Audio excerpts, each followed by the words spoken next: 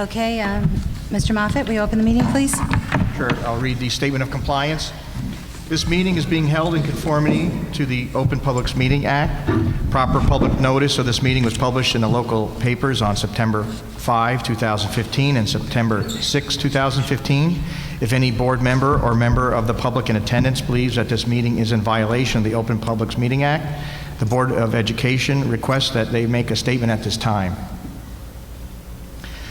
The board wishes to make those in attendance aware that this meeting is being recorded on video and will be broadcast by the board at a later date on cable TV channel 77 and FiOS channel 46. The full meeting recording will also be made available on board docs, which can be accessed through the district's homepage. The Hoboken Board of Education is committed to preserving the decorum of the public process and is mindful that we live in an age of electronics, computers, cell phones, and other electronic communication devices. Nevertheless, we respectfully request that all meeting participants kindly silence their electronic devices during the course of the meeting, and if use of that device is necessary, we ask that you please leave the meeting room if you need to conduct personal business. If we could please rise for the Pledge of Allegiance. I pledge allegiance to the flag of the United States of America and to the republic for which it stands, one nation, under God, indivisible, with liberty and justice for all. Roll call, please. Ms. Angley? Here. Mr. Biancamano? Present. Ms. Evans? Here. Dr. Gold? Here. Mr. Klupfel? Here. Ms. Mitchell? Here. Ms. Sobolov? Here. Ms. Stromwall? Here. And Ms. Tyroller. Here. Welcome, everyone.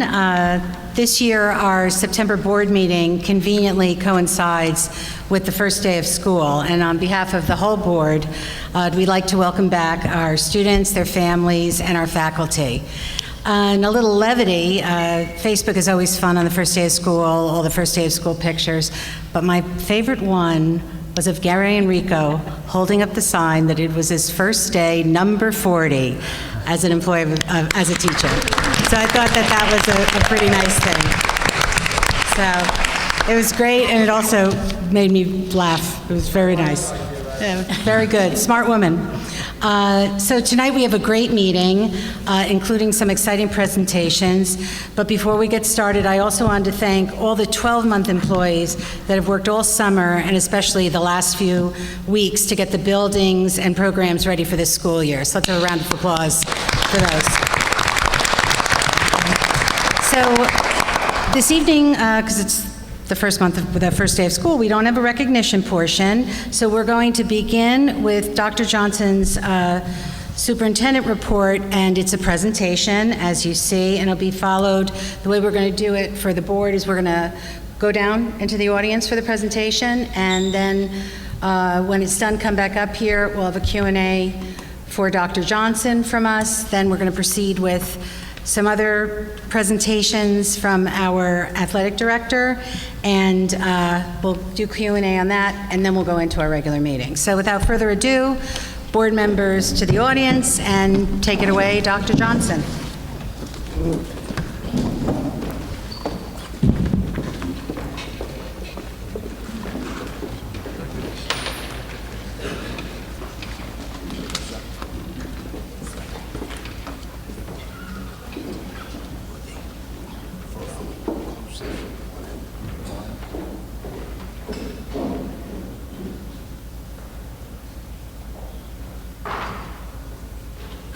Good evening, everyone.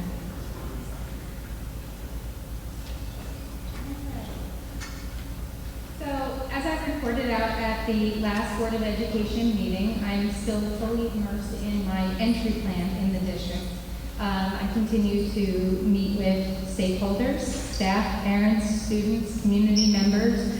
I think that the meetings and the conversations that I have with people are more important than most actually realize. Today, just before this meeting, I had the pleasure of meeting with a group of students. We talked for a little bit, although it was a short meeting. We had a nice opportunity to get to know each other a little bit better, and they got to tell me some things that they really appreciated about the Hoboken High School's athletic department.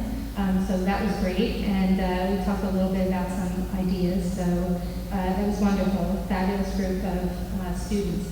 Needless to say, the meetings and dialogues that I've been having are critical to the work that lies ahead. There's no district and no school, that's for sure, that's perfect. No school, no district should profess that they're as good as they can be. In fact, I think every school district really does need to be on a journey of some sort, and in education, that journey should revolve around continuous improvement efforts. We should never at any time be in a place where we think we have accomplished everything. The Hoboken School District is no different than any other school district in that respect. I mean, we are on a new journey, maybe, or maybe a continued journey toward this continuous improvement effort. We're a vibrant school community with great diversity. We have awesome talents all around us, and we certainly have a lot of meaningful challenges, that's for sure. We also have a district with kids that deserve the very best that we can give them each and every day, and I think we can all agree with that statement, that's for sure. Over the next few weeks, I'm actually going to begin to formulate some district goals that will reflect the conversations that I've had with so many different stakeholders. The goals will be short-term, though. They're not actually going to be long-term, but they will take us through the year, and they will assist us in the formation of what I would consider a more extensive long-range strategic plan. The plan is certainly going to be exciting when it's completely finished and when we start rolling it out. And the plan is going to be rooted in an appreciative inquiry model. An appreciative inquiry model is one that focuses and centers on the things that a school community actually values, what a school community honors, and also the types of things that all of the stakeholders want to maintain. The strategic planning process will also be exciting and a little bit different in the sense that we will begin internally with input from a lot of the internal stakeholders, and I always say that what makes strategic plans in school districts really powerful and meaningful is when we get input from probably the most important stakeholders in the district. Who might that be? Students, okay, all of you. That's really important. After we gain input internally from students and faculty members, et cetera, then we will move externally for feedback and then return the plan back internally for solidification and implementation. So all of those things are going to actually be happening. So many people have asked me since I've arrived in Hoboken, are there a lot of projects and different things to address in the schools? And I like not to use the word problem, but challenges to address. And are there a lot of those that need to be looked at? But the fact is, and one of the reasons why the Lego picture is up there, because I think it's a really good analogy between what happened in the Lego organization and corporation and the journey that I think we're going to be taking here together in Hoboken. Hoboken School District actually has all of the Lego pieces on the table. In fact, a lot of the pieces stand alone. They have their own integrity. They're strong. They're colorful. They're actually kind of neat when you look at them piece by piece. But actually, we also have a lot of those Lego pieces that are joined together, bits and pieces of them here and there. But the work that we're going to do together as we formulate this long-range strategic plan is going to be work that requires us to put together intentionally a larger model. And that larger model will ultimately address some of those challenges and embrace the strengths of this school district. And there are a number of them. Being an outsider coming in and just integrating myself into this school community, I can tell you that there are many strengths, probably more strengths than those of you who have been here for a long time actually even recognize.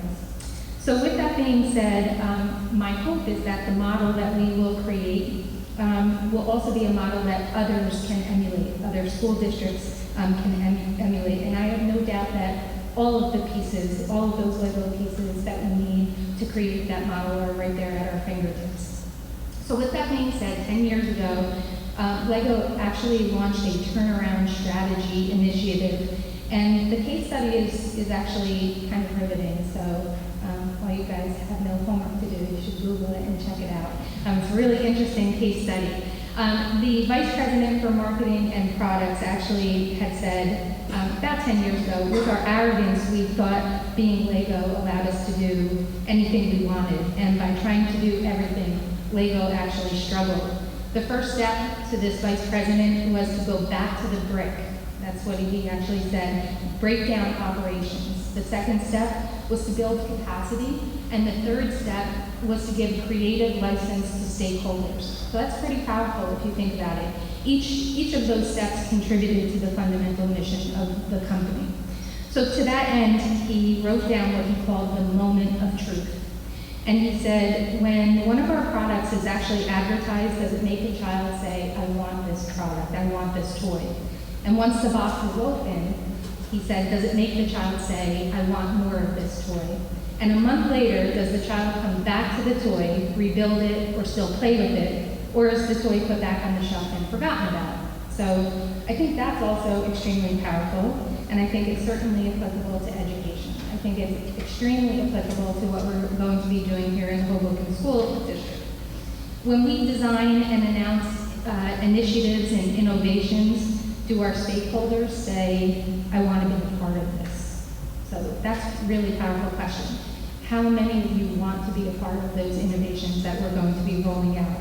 When we implement the innovations, do students say, I can't get enough of this? I love it, I want to be a part of it, I want to be in a class that enables us to learn these new things. And when we actually kind of talk to students and parents a month later, maybe even years later, after the innovations have already been in place, the parents, guardians, and kids say, and can they articulate how effective and meaningful the innovation was to them, even after years ahead?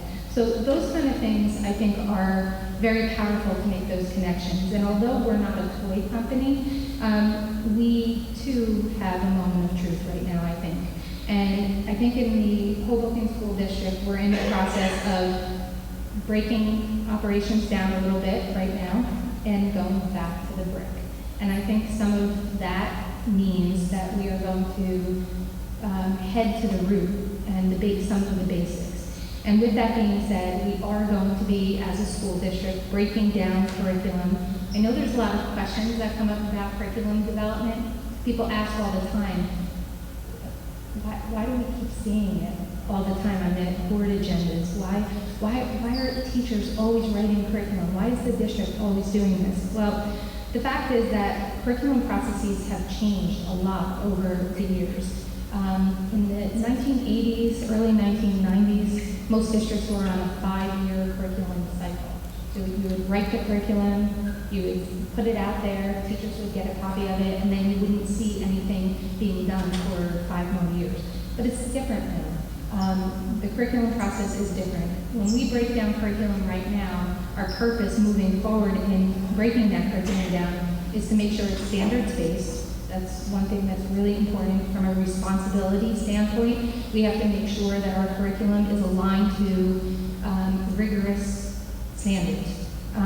We want to make sure that our curriculum is clear and that it's usable for teachers so that it's not just an old document that sits up on a shelf. We want to make sure that it's organized in such a way that progress can be measured at all times. So what does that really mean? If we take some of the lingo away, it means that does our curriculum allow our teachers to be able to monitor student progress? Can our teachers actually see whether or not kids are making progress and mastering the outcomes that are in the document? We want to make sure our curriculum is relevant and rigorous. There's been so much focus, probably I would say over the last 5 to 10 years, about rigor in academic programs. And believe me, rigor is critical. It's absolutely critical. But at the same time, if all we're doing is creating rigorous curriculum that doesn't relate to anything that the kids can actually wrap their hands around and understand and apply to things that are happening around their own lives, then we're not really doing a very good job. So that's something that we need to do. And then finally, and I think very important, one of the things you'll see a little bit later in the presentation is we want to make sure that our curriculum is easily translated for parents so that we have the ability to provide parents and guardians with grade level by grade level, content area by content area curriculum maps, so that you have the ability as parents and guardians to be able to know and very easily identify what is it that kids need to understand, be able to do, and apply with the curriculum that we're actually rolling out in the schools. So with that being said, our curriculum development process is becoming a dynamic one. From the work that I saw this summer on all of the curriculum items and the curriculum documents that the supervisors and teachers were a part of, I can say that we're on the right path to designing dynamic curriculum. When it's developed, our hope is that teachers are going to use that curriculum document every day. That they're going to bring it home with them, they're going to mark it up, they're going to write on it. Those are the kind of things that are important. When we talk about going back to the brick or back to the basics, we're also talking about breaking down instruction. So there's some staff members that are here this evening. So what does that actually mean? It means that we are actually going to be doing training for our teaching staff and our administrators also on the development of really effective lesson objectives. Just to make it really simple, when teachers put lesson plans together, there's always an objective behind that lesson plan. And the goal is to make sure that that objective is as dynamic as possible. We're also going to empower our staff with a range of instructional strategies and training on those strategies so that they can have as many tools in their toolbox as possible when they're in the classroom. We're also going to be emphasizing writing. So for all of you who are in the classrooms and the recipients of the education that we're providing, writing is critical. It's our thoughts on paper, if you think about it. So with that being said, there will be a renewed emphasis on writing in the district. We will be also promoting a student-engaged or learner-active classroom model, which means that we're going to be working toward flipping the paradigm a little from an adult-centered delivery method to a little bit more of an inquiry-based hands-on method for kids. Most of the research shows that with that model, a nice mix of direct instruction and the delivery of content and an active learner classroom, that student achievement definitely benefits. We want to make sure that what we deliver in our classrooms is something that the kids actually walk out exhausted after class, that you're really tired. So it's not that the teacher is the most tired one in the room, and that as you leave the classroom as students, you say, wow, that was a really, really, really good class. So that's what we're hoping to do when it comes down to breaking down curriculum and instruction. So the Hoboken School District is actually ready at this time to launch a capacity building project. The goal being that we put as many tools as we possibly can in the hands of our stakeholders so that we actually can encourage the desire for involvement. So listen to those words really carefully. The desire for involvement, the excitement that comes with participation, so it's involvement and participation, and also the long-lasting impact of high-quality educational experience, meaning that we're looking to create something that will have an enduring effect on kids. Tonight I'm going to actually show you a couple of the tools that we're going to be adding to our toolbox, but please understand that we're still in the planning phase. Some of these things have already been implemented, and some of these things we're in the process of implementing them. Throughout the year, I will continue to report out. You'll see on the website that different tools will continue to be added to these boxes. So with that being said,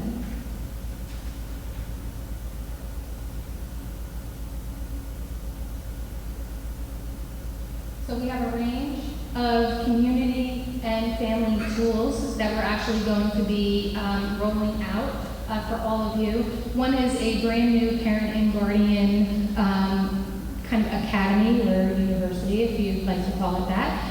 And basically what that will do is provide a whole range of workshops, different kind of opportunities for parents to be able to come in and learn about different things like curriculum development or the delivery of curriculum in the classroom, park testing, NCAA athletics for the family, wellness, overall health and wellness of families. It will also include management strategies for helping your child do homework at home, a whole range of things. And the idea is, if you remember the words that I used before, involvement and participation, that we've just created the base of this program, but the intent and the hope is that parents will continue and guardians will continue to contribute some ideas to the kind of programs that you really like to participate in. We will also be doing for the first time district-wide weekly updates and schools weekly updates.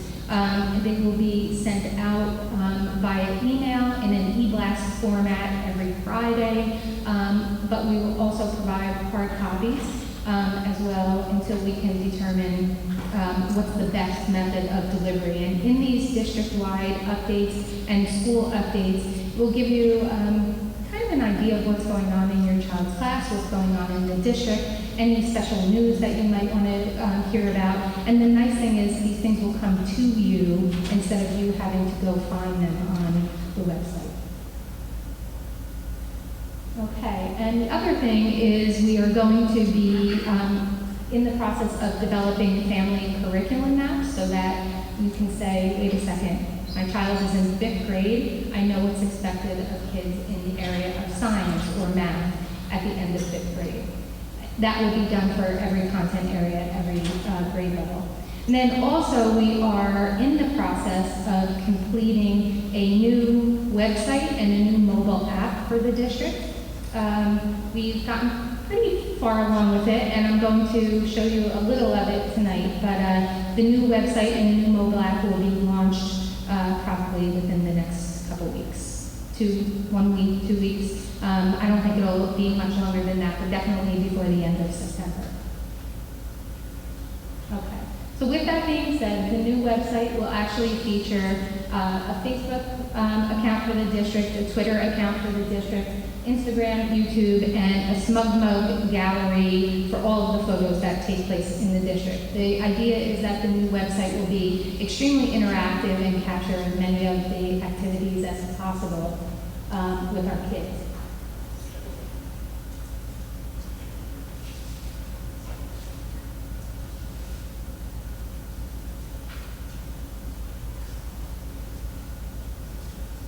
So the new website, one of the things that, this is a model for you, so the photos that are in the background are not necessarily the photos that we're going to leave there, but for now, it's a holding place. But one of the things that you will find is we modeled the website after Belmont University's website, which was kind of ranked one of the best websites in the United States. But there's a section on our website for events, and so one of the things that you can see is that there's an interactive calendar that will be updated at all times for all activities that happen in the district.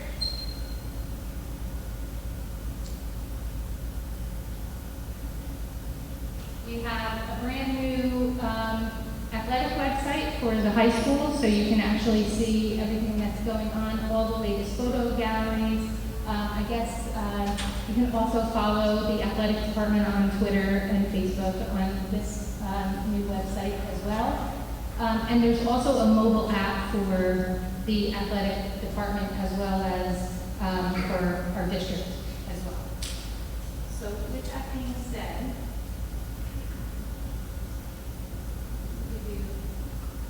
examples.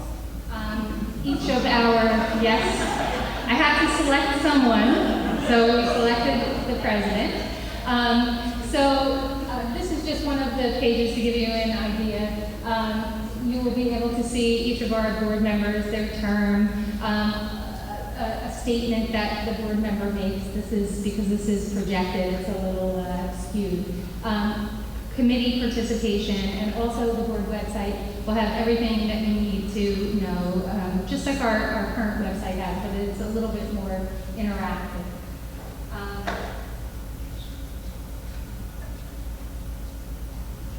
Business administration website, every one of our departments has their own site, and the school's pages are actually pretty dynamic as well. So with that being said, we'll be launching the new website very, very soon.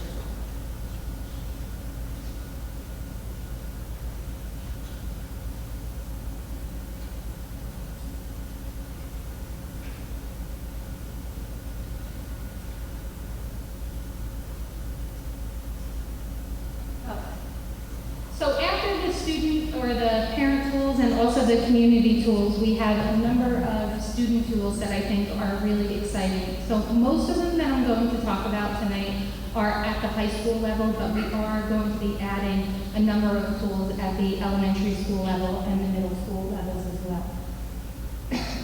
So we have a number of expanded technology tools that we're going to be launching in the district. In fact, there are a number of them. The libraries and the computer labs have new Dell desktops in them.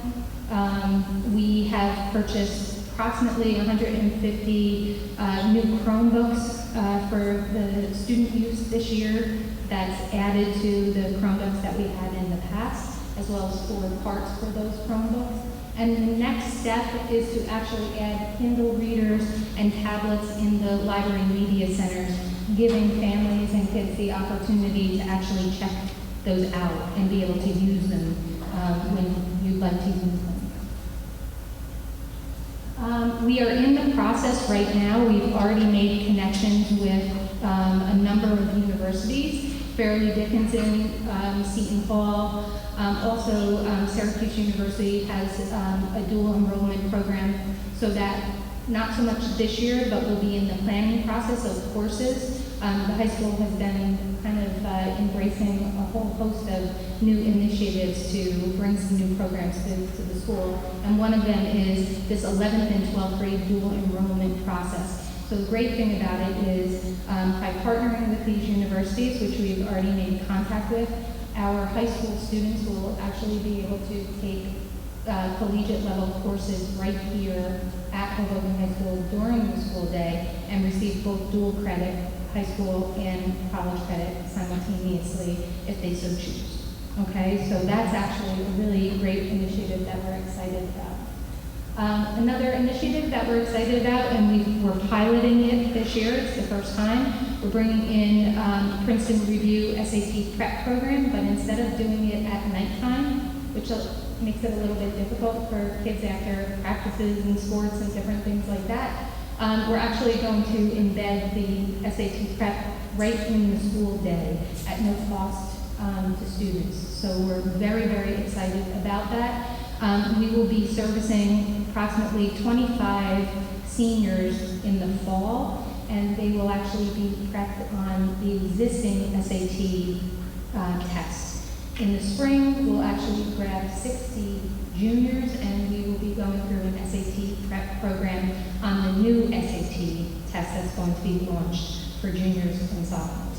So next year, this being a pilot year, next year our goal is to provide this SAT prep program during the school day at no cost to our students for every junior in the building, so that we have this process rolling at all times.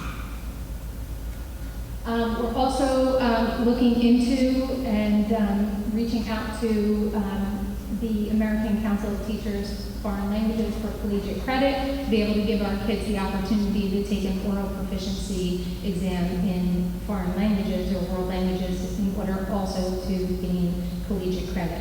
So all of these things actually help the pocketbook when parents are looking at college and their children transition from high school to the next level.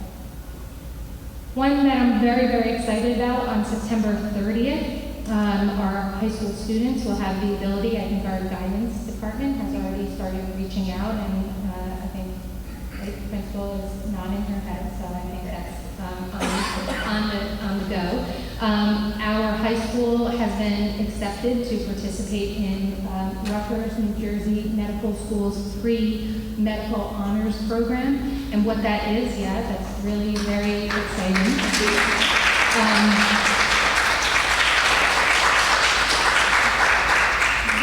This is a program that high school students participate in. It's of no cost, but it's every Wednesday for 13 weeks.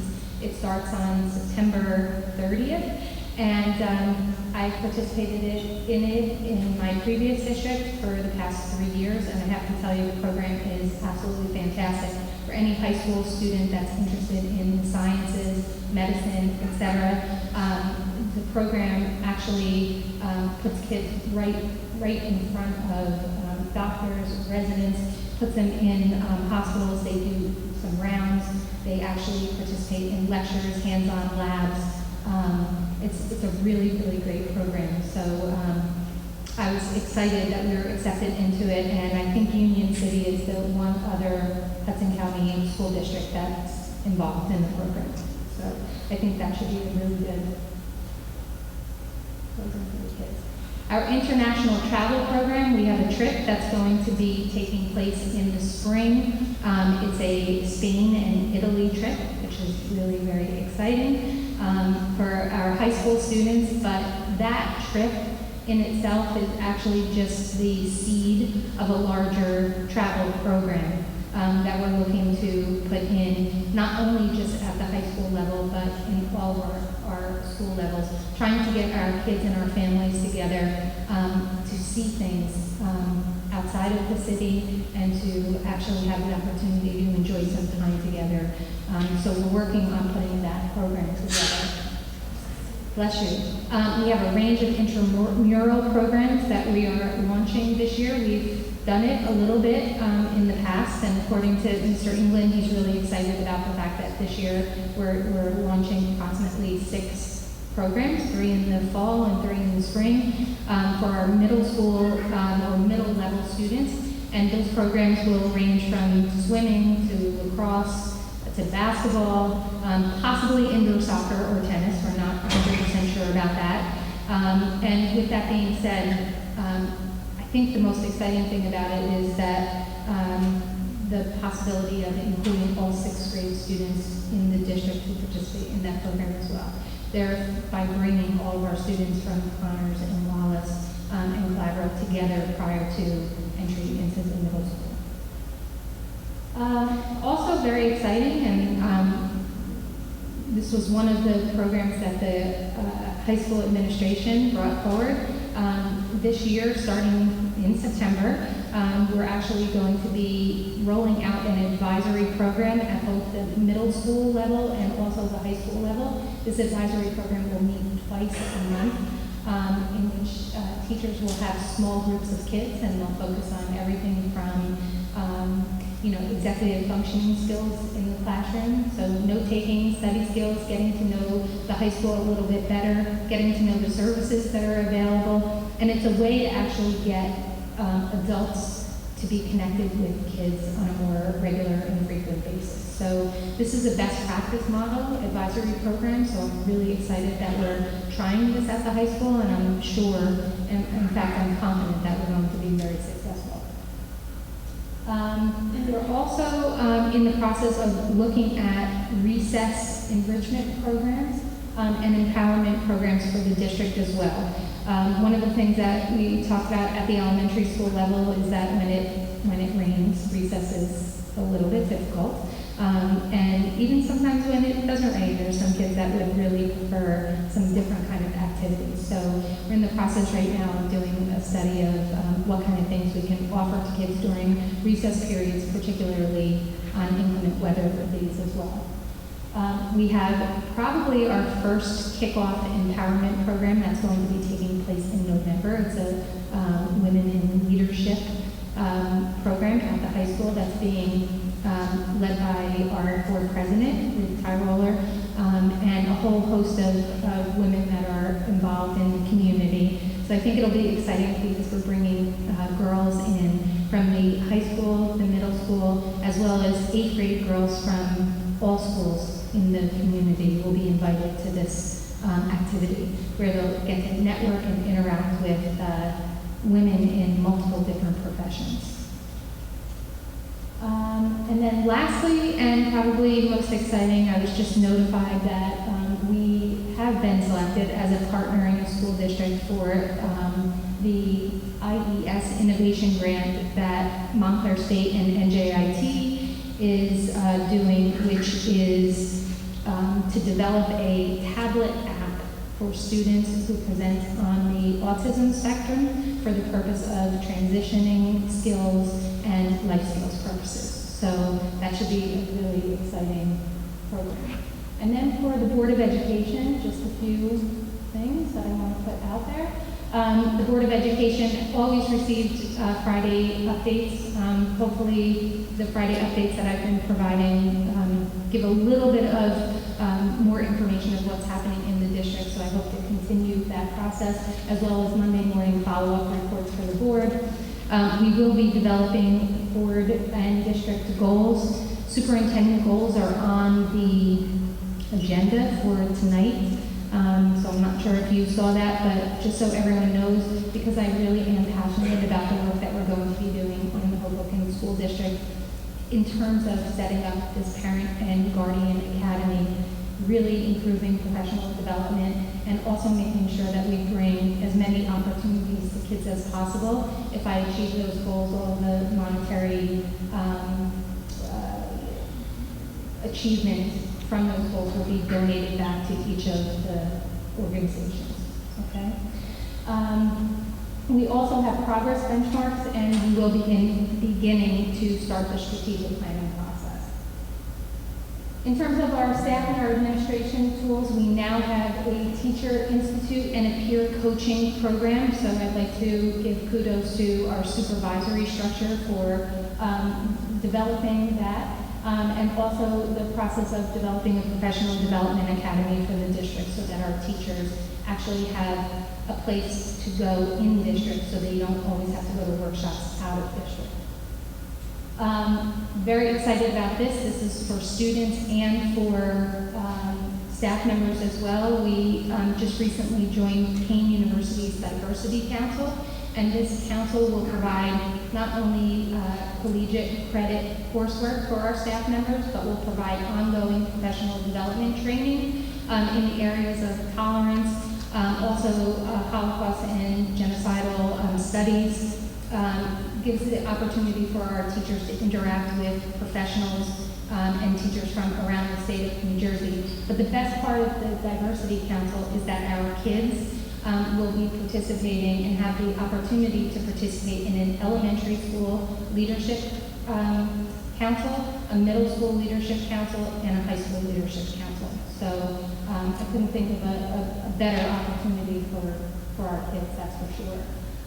We are right now looking at bringing in, and we're in Gillingham, reading program from Fairleigh Dickinson to provide our teachers with some additional reading training in the area of dyslexia and some reading disabilities. And then finally, in the spring, Montclair State University will be establishing its on-site cohort here in Hoboken, where our teachers will be able to actually take supervisory-related and principal-related educational leadership courses for higher degrees on-site. This program is great because it gives the opportunity not just for us as Hoboken educators to participate, but to bring in educators from all of Hudson County to interact with our teachers. So you always know when you bring people together from different places, great things happen. Okay, so with that being said, all of these new tools are just the start of some of the things that are happening in the district. In closing, I think that the door is definitely open in Hoboken for ingenuity and for creativity. Nothing equalizes education greater than presenting powerful opportunities for all of our students in probably the most beautiful and integrated manner. And I think that if we can continue to do that and provide those opportunities for our kids, we're going to be in great shape. Over the next couple of months, we're going to be embarking on this journey together as we plan with definitely a finger on the pulse of what's going on today, but also with aspirations for tomorrow. And hopefully all of your ideas and your input will help to create that vision. We definitely need not to think small or nibble around the edges of change. I think most people can say we've done that already, and quite frankly, most school districts do that. They kind of slowly inch around the things that need to be addressed. But I think if we keep in mind the motto, that is, think big or don't think at all, I think then great things are going to lie ahead for the Hoboken School District. So with that being said, I want to thank you. If you have ideas, suggestions, different things like that, by all means, the Board of Education is open to hear those ideas, and I'm open to hear those ideas.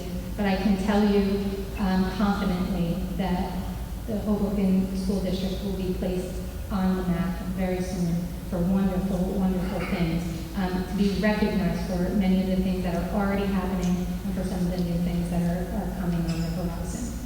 Thank you.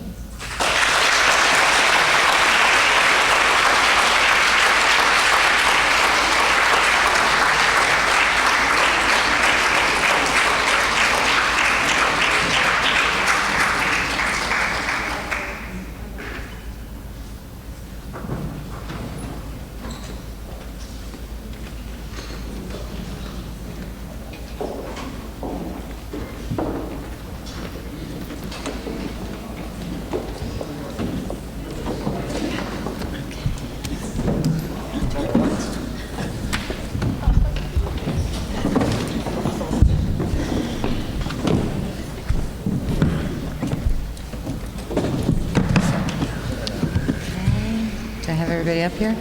Okay, so now what we're going to do is we're going to just take questions or comments from the board to the superintendent on her report. So to my right, Ms. Angley? Sure. Dr. Johnson, I just wanted to touch upon the dual enrollment program, because I think it's a great thing for students to be able to enter college with some college credits under their belt. How will it work as far as who will be leading the classes? Will our teachers be trained? Okay, so the question was dual enrollment programming and how does that work in a high school?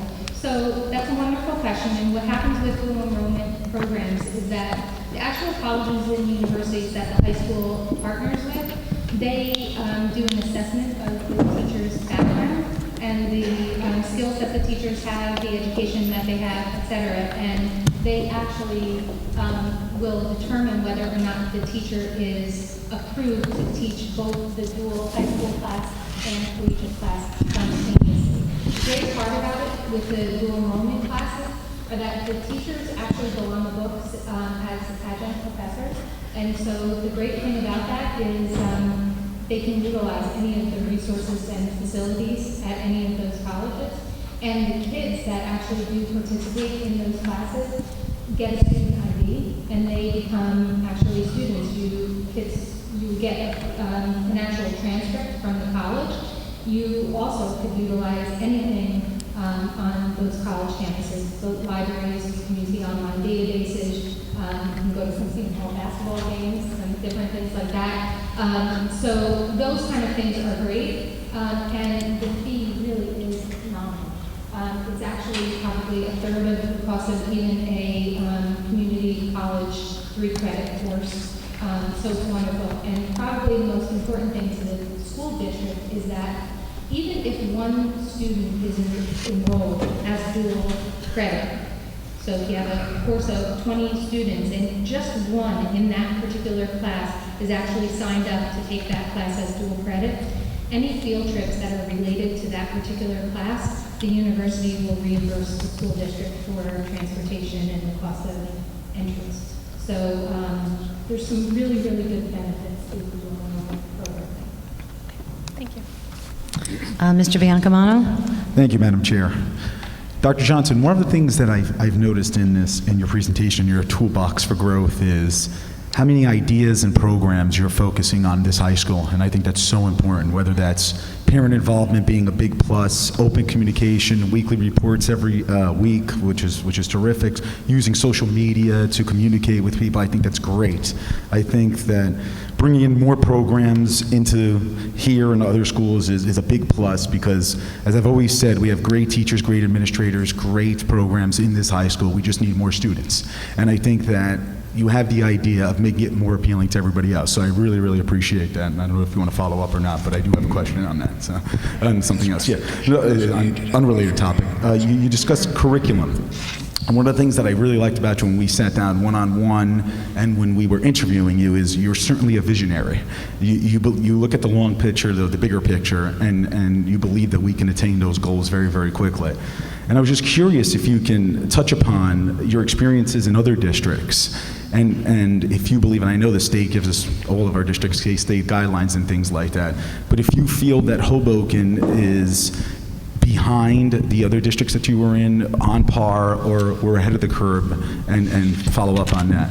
Thank you. That's also a great question, and that's something that actually a lot of people have been asking. If you were to assess where we stand in terms of curriculum and instructional practice, where are we in that spectrum? Are we really far ahead, or are we not? And one of the things that I have seen in multiple districts, and it doesn't really matter if it's in a extremely high-performing school district, for example, a Mendon Township, or a district that has a range of challenges, like the Hoboken School District. Curriculum is very different. It's always changing. And so there is not a school district out there that has every single curriculum document done to perfection. It just doesn't happen anymore. And you know, quite frankly, if you think about it, what we want finished are those end of year expectations. That's what we want to know. We want the simple bones of curriculum to be established. We want to know, and you probably want to know, board members want to know, parents, guardians want to know, when my child finishes this particular course, what should I expect them to be able to know? What should I expect them to be able to do? And what should I expect them to be able to understand? That's what we call essential learning outcomes. We want to have those for every single class, and we do have them for every single class. So what's great is the Hoboken School District, in my opinion, is in a place where we have those outcomes outlined. Some of it is the state telling us what they have to be, and some of it is the Common Core standards telling us what they have to be. What makes curriculum is taking those essential outcomes and making that document usable. Something that the teacher can say, okay, if this is where kids have to be, how do I unpack it so that it makes sense on a daily basis, a weekly basis, a monthly basis? That's the process that we're in, and quite frankly, that's the process that every school district is in. Some courses are a little bit further along, some courses are a little bit further behind in that area, but every course, every program that we have in the district is on that journey to get to that end. And I have to tell you, unfortunately, by the time you get to a place where the teachers are saying, this document is awesome, I bring it everywhere with me, it tells me what it needs to, then the state changes the standards and we start all over again. But what I like about the work that we're doing here is that even if standards change, our teachers are building their own capacity in the subject areas that they're teaching by working on the curriculum, as opposed to, quite frankly, years ago when administrators would write curriculum and just hand it over to someone and say, we don't want to do that anymore. We want to be able to say, develop it and let's talk about it, let's dialogue together about the actual document. So to answer Mr. Biancamano's question, I think that Hoboken is in a great place right now in terms of its curriculum processes. I think we're probably where most districts are. I really do. My personal opinion is we're on par. We're on pace. Thank you. Thank you, Madam. Ms. Mitchell? I I just wanted to clarify that it's a yearly quantitative goal, and you'd said that if you meet your goals and exceed them, that you will donate the monetary award back to the district. Is that? So,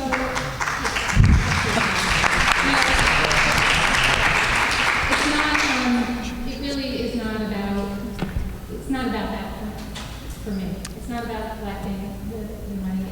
Superintendents throughout the state have these goals that they develop each year, and there's a monetary amount that's attached to those goals. For me, I want to achieve the goals. And I'd rather take that money and put that money back into programs for kids, for teachers, and for parents and guardians. So that would be what would make me feel best, and also something that I think can really help spur a movement of participation and collaboration between myself and the community. Thank you. Ms. Sokolov? I don't have a question. I think what touched me about the presentation was what you said in the beginning about having the base already there, like that whole thing about the Legos. Like, we have all the pieces, we have all the parts. What I like about this plan is that it kind of enhances what we have and adds things. It's kind of all in, it's up, it's down. It kind of fills in the pieces. And what struck me was when you talked about the staff and the students as vibrant, diverse, talented, and that they deserve the best. And that was always it for me. I mean, I understand that some people believe that, it should be about recruiting students to the district. And of course it's always great to have new students come in, but it was never about that personally for me. For me, it was always about doing the best for the kids that are here and letting the children and the parents that are here feel that pride. And I really think that this is going to help. And I think anybody that knows me knows that I sort of make these clunky emails and I send them all around. And I guess I'll be out of a job soon, which is perfectly good for me because that website looks awesome and I can't wait for that. Because I think that that's part of it. I think if parents and students can jump on the information and get the things that they need and feel that they have the permission to feel proud about their school and proud about the district, and I think it just goes from there. And if that recruits students, I think that's awesome. But I think, at least for me, my first goal here is the students that are here now, and I love all the new programs that it's addressing them, and I think build it and they will come, and that's fine, and I'm very excited for the students that are here now. Thank you. Mr. Gold? I didn't see this presentation beforehand, so I don't want to give the impression like I'm ambushing you or anything, but I had enough trouble getting college credit in college. So I'm a little bit concerned about this emphasis on being in high school, but you're getting college credit. And I'm a little bit more concerned about college prep. And I don't mean the SATs. The SAT, in a way, is a game. You need to do well in it to get into college, and sometimes it predicts and sometimes it doesn't. And it is used by people to criticize or to praise the school because they'll look at the score and not really understanding what it does or doesn't measure. They use it as a metric by which to evaluate a school, and a lot of times it's really not a fair evaluation. Editorial comment. But what about the actual college prep? What about what they're going to learn in class? What about the guidance counselor? Has the guidance counselor seen where our students have succeeded and failed in college? What lessons do we bring back to the high school? Because worry about college when you're in college. What about the high school? Okay, so, That's the question. okay. So in terms of the question and the comment, there was and I'll kind of roll into Ms. Sokolov's first, and that is, when I say that the pieces of the puzzle are here, believe me when I tell you that there is a lot of analysis work, and this speaks right into what Dr. Gold is talking about. There's a lot of analysis that's necessary in the district. Believe me, every district, there's a list and a host of improvement efforts that have to be made. The Hoboken is no different than that. There's a lot of things that we have to make improvements, areas that we have to make improvements. My responsibility and my job is to identify what those areas are and be able to strategically plan to address while simultaneously still moving us forward. That's really what the goal is. when Dr. Gold was talking about, the SATs, I completely agree with him in the sense that, SATs, ACTs, et cetera, they have become the measuring stick by which people want to live in school districts and live in communities. But the fact is that right now, they are still, even though the tide is changing a little bit, they are still being used as a measurement by which kids are being brought into and accepted by colleges. They are still part of the sliding scale on the NCAA clearinghouse for those kids that would like to participate both in athletics and in the college education. So we still have a responsibility to address the preparation for those particular assessments. Not necessarily arguing the merit of the assessments themselves, but the fact that they're there.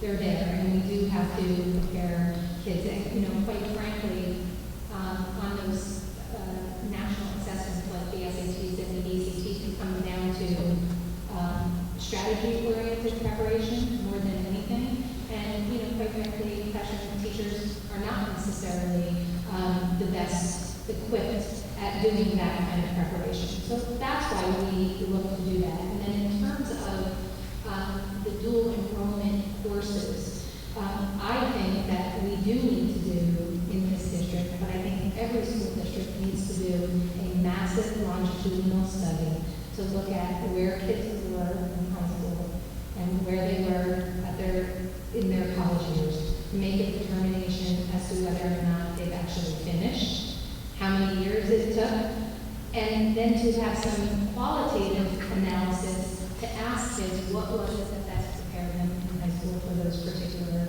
college classes.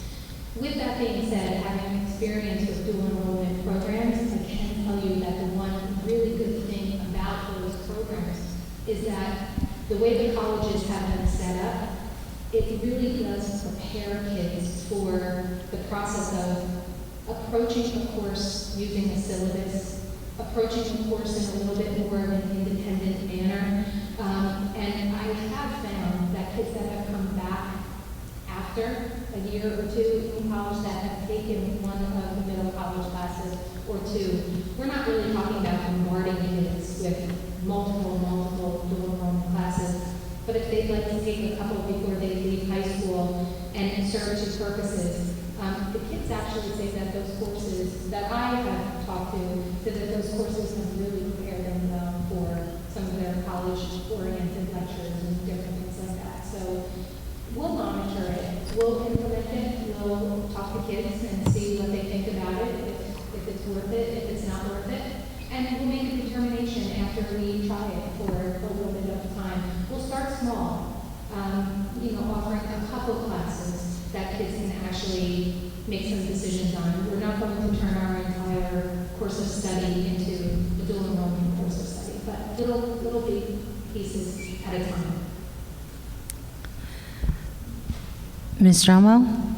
Well, I wanted to thank you for this great presentation, and I'm very excited about the longitudinal and the vertical and horizontal planning that's going on. I think that's one of the pieces that was just a small block, and now it's being built on, and it's all coming together.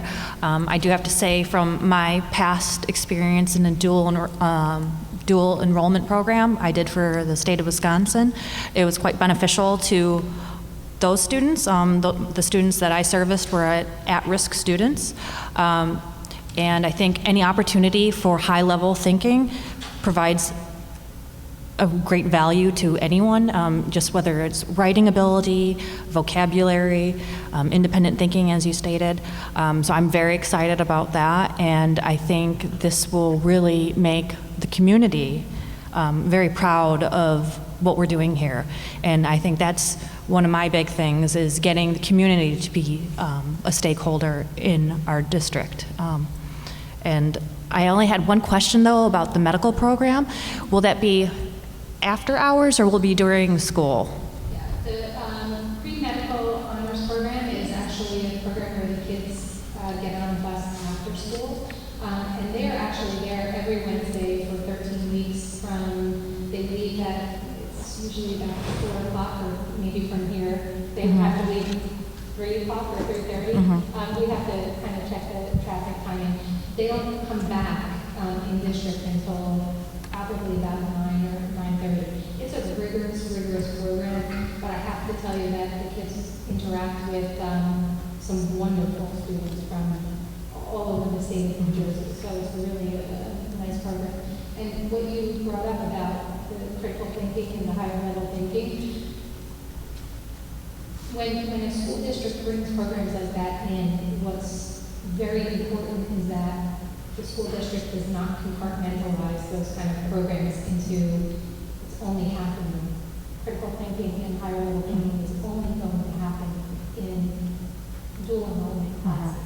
The whole idea is that when you bring these programs in, you're simultaneously doing two things. You're challenging students and you're kind of closing the achievement gap simultaneously because you're providing opportunities for many students at the same time.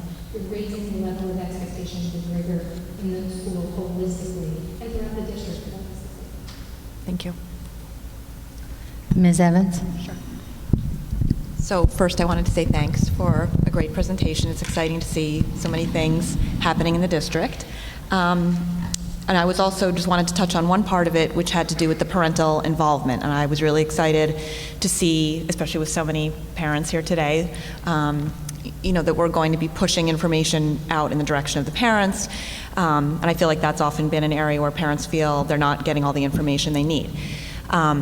But then I also kind of wanted to ask, on the return end, I often feel that we've, as a district, we're big, and people say, well, I have this great idea, parents say I have a great idea, and I don't really know who to take that to, and it can be a little intimidating to pick up the phone and call the superintendent, but then sometimes your idea, maybe you contact someone and it gets lost, and then, we'll be perhaps accused of not being responsive to exciting new ideas and just, that kind of thing. And I just wanted to ask you if you had some advice to parents or strategies that you were going to employ that could help address that issue. So I don't have an answer to that question. I think that that's something that we are definitely going to have to focus on. How do we create more vehicles for input, and how do we create more vehicles for people to provide suggestions? So I don't have the answer to all of those kind of things, but I definitely will think those through. And for everybody that's sitting here, if you have any ideas or things that maybe you've seen in your workplace or in other districts, by all means, let them know, let board members know, and we'll attempt to explore that to see that whether or not it can help. Thanks. Mr. Klepfel? Hey, thank you. Very exciting. Thank you for the presentation. One observation and two quick questions. When you talked about the students being the most exhausted people at the end of a class, I was sitting over there and couldn't see the faces of the students here, and I thought maybe that's the worst PR that we could possibly imagine. And I can just imagine the eye rolls and the word that's going to be going around the schools tomorrow. But I also, as I got up here, I see that they're all student athletes. I think most of them are.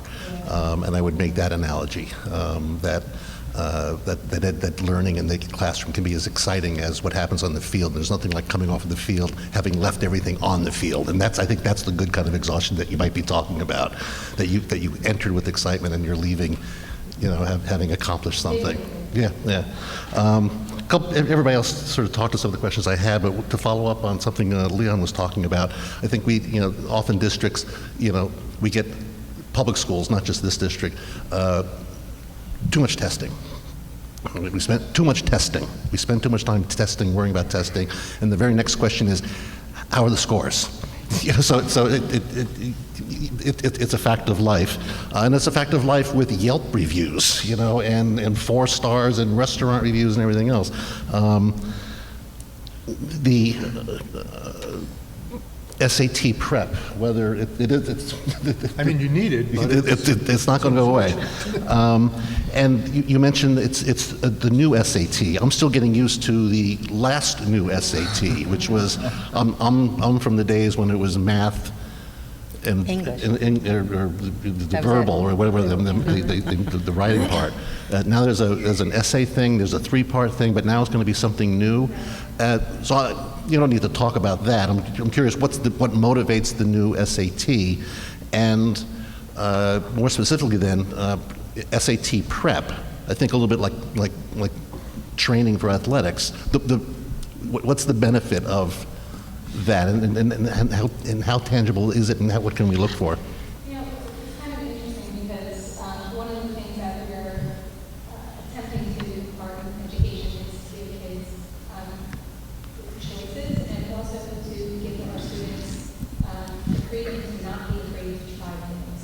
And those two areas are actually two main areas that are going to be captured on the new SAT, where kids are not going to be penalized for making kind of guesses, leaving things out, that kind of idea. And also the choice that they have with writing.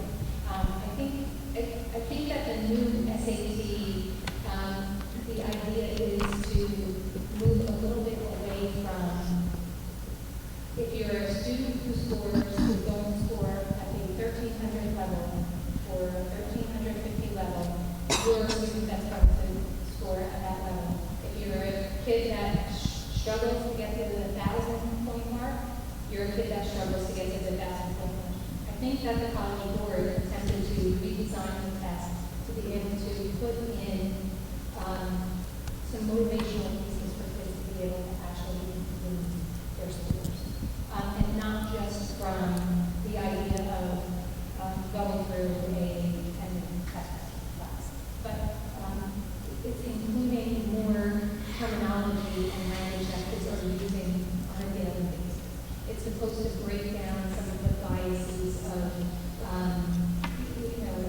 areas where children live, where they don't live, and so on and so forth. So, do I think that it's a perfect test? Absolutely not. I don't think it is.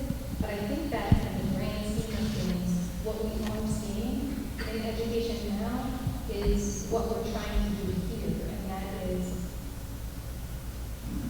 breaking kids out of this testing rut where it's sit down and take a test for half an hour or an hour or an hour and a half, and your life is going to depend on how well you do.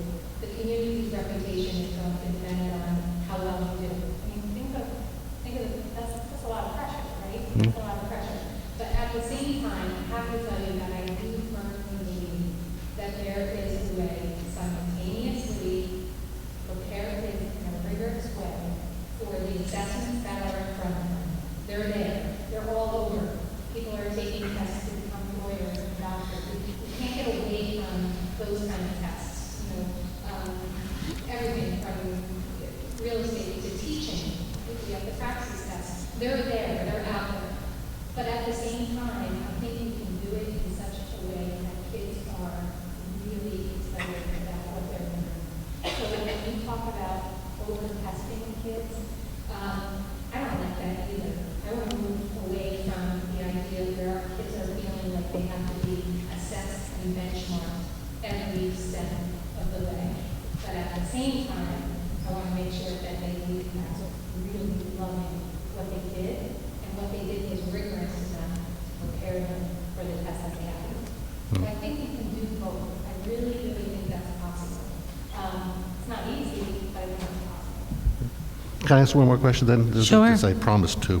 The other one was about community involvement. I love the new rigor in sort of the website and the Twitter and Facebook and YouTube. And it was not so far, in the recent past, that most corporations had to create the director of social networking and everything else. It was a brand new field. There's nothing worse than a Twitter account that hasn't been updated in It hasn't twitted, yeah. 4 months, or a Facebook page that is 3 years old. It's a lot of work, and do we have the resources to do it accurately, to put quality information out frequently, so that when I like the idea that parents can access it, the community can access it more readily and easily in a lot of different places, but that we're getting good stuff out there. It isn't easy, and in the state of New Jersey, school districts cannot have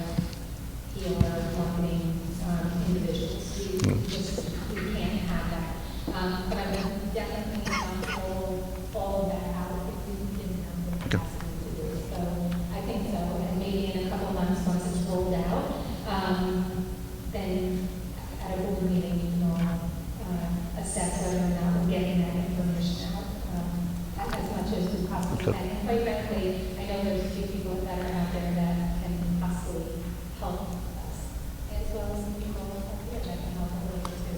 But I think we have the capacity to Okay. do that.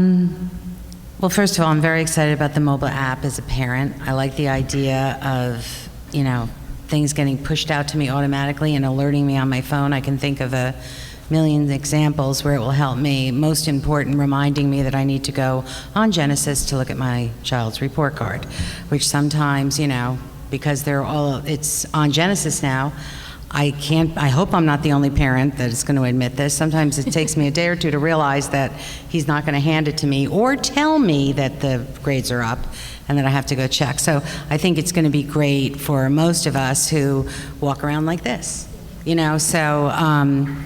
snow days, all those kind of things. It'll just be great. So I had a funny thought.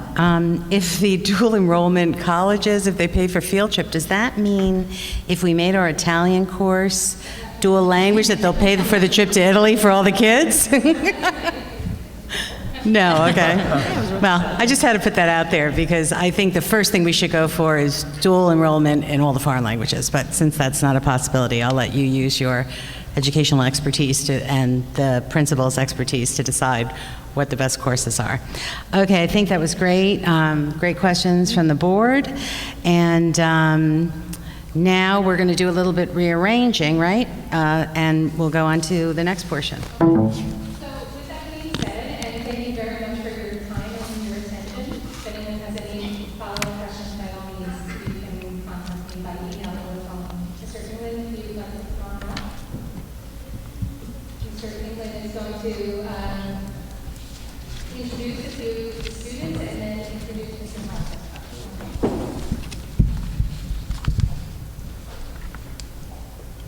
Thank you, Dr. Johnson, for your presentation. I first started as AD, this is 3 years ago, so this is my fourth year, I started my fourth year.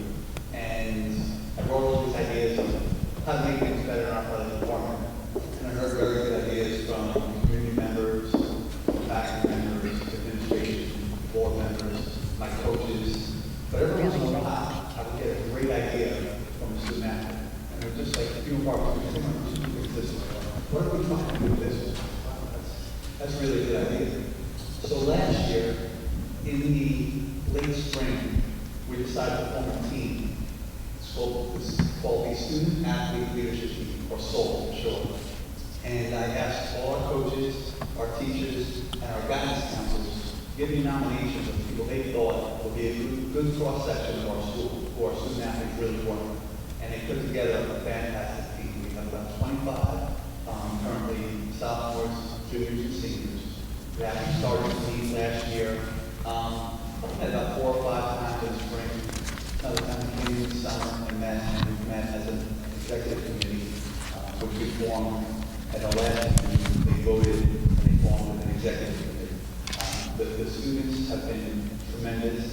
They have more and more ideas. They're hungry to get better, to grow. And these aren't necessarily, and this is what we set the criteria where we have some guidance counselors and staff. I don't necessarily need, and the coaches, I don't necessarily need the best athletes. I need the people who will be the best leaders for our school and leaders for our community. And that's what they gave these great young men and women. And I'd like to introduce the president of SOL, Diane Evans, to say a few words.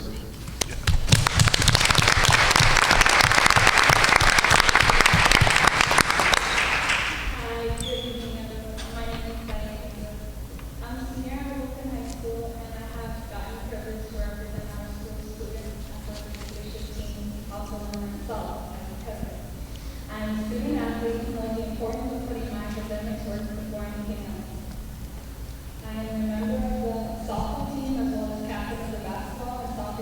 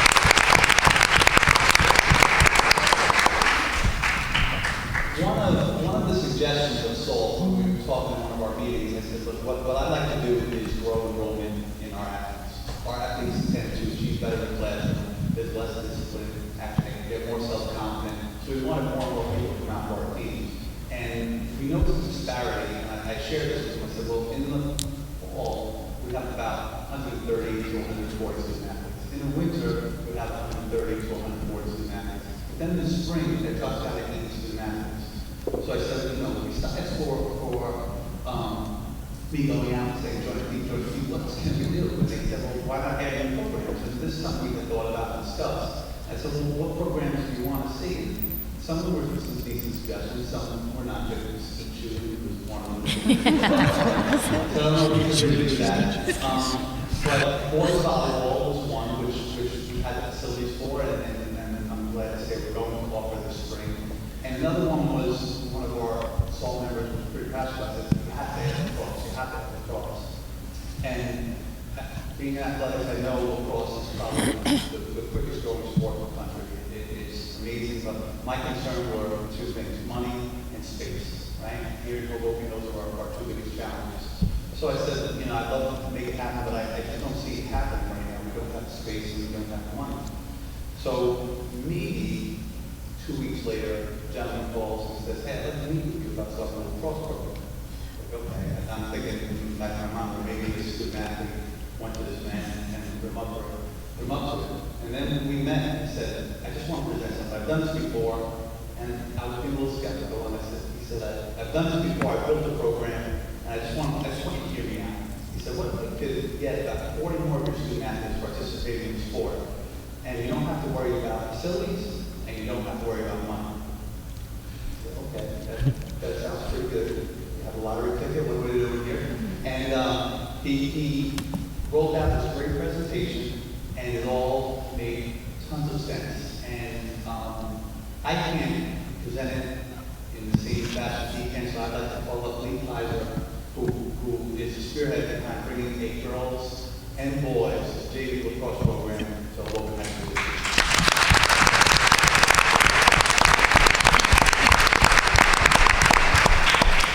Thanks, Eric. And thank you very much to the Board of Education, to the administration, Superintendent. That was an excellent presentation. Dr. Hernandez is also, and Irene, who chairs the athletic committee. Thank you very much for taking a look at this over the summer. I am here with Courtney Wicks, who's a member of Hoboken Lacrosse Club, as I know, as both a coach and a parent. Richard Donald is also the officer director of Hoboken Lacrosse Club as well. And we have some students here who are in our district here at Hoboken. I'd like to meet. Come on up. Amanda Hitchens, Asia Government, and Kenzie Wicks.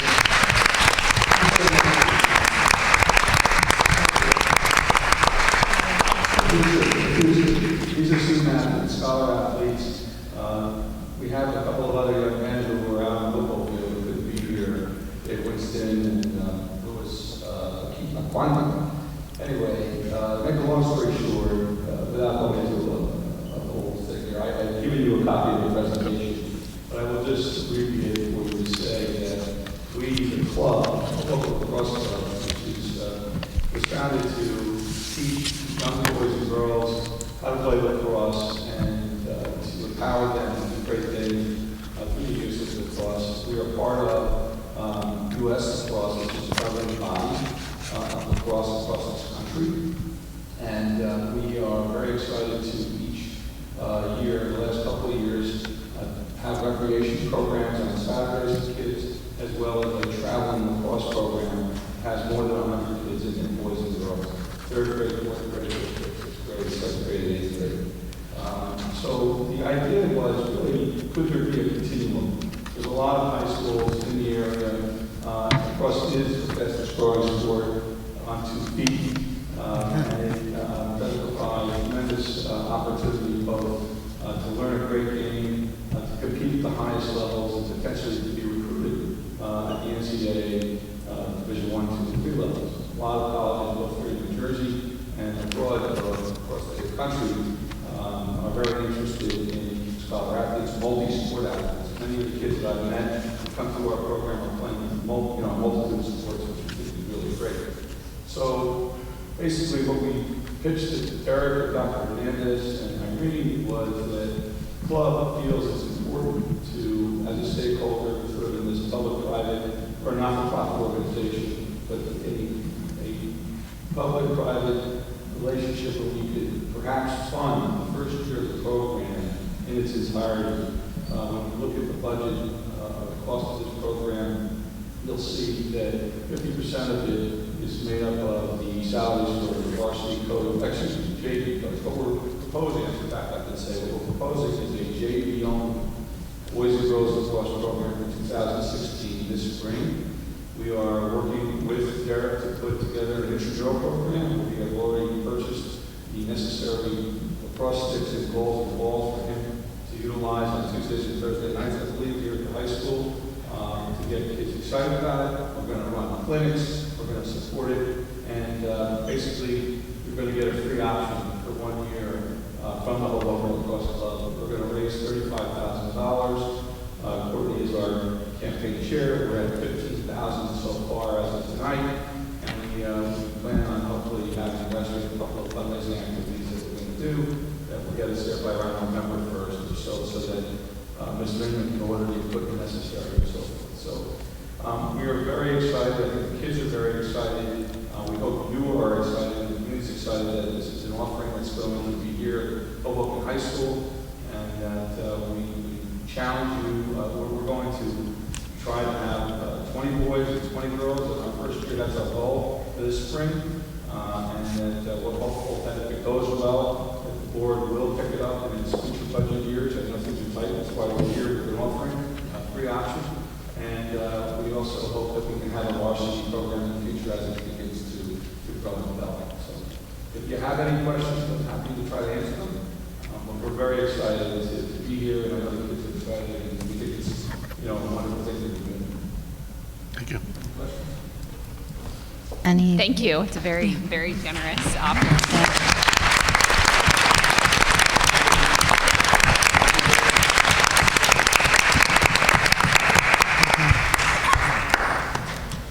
Thank you, Ms. Angley.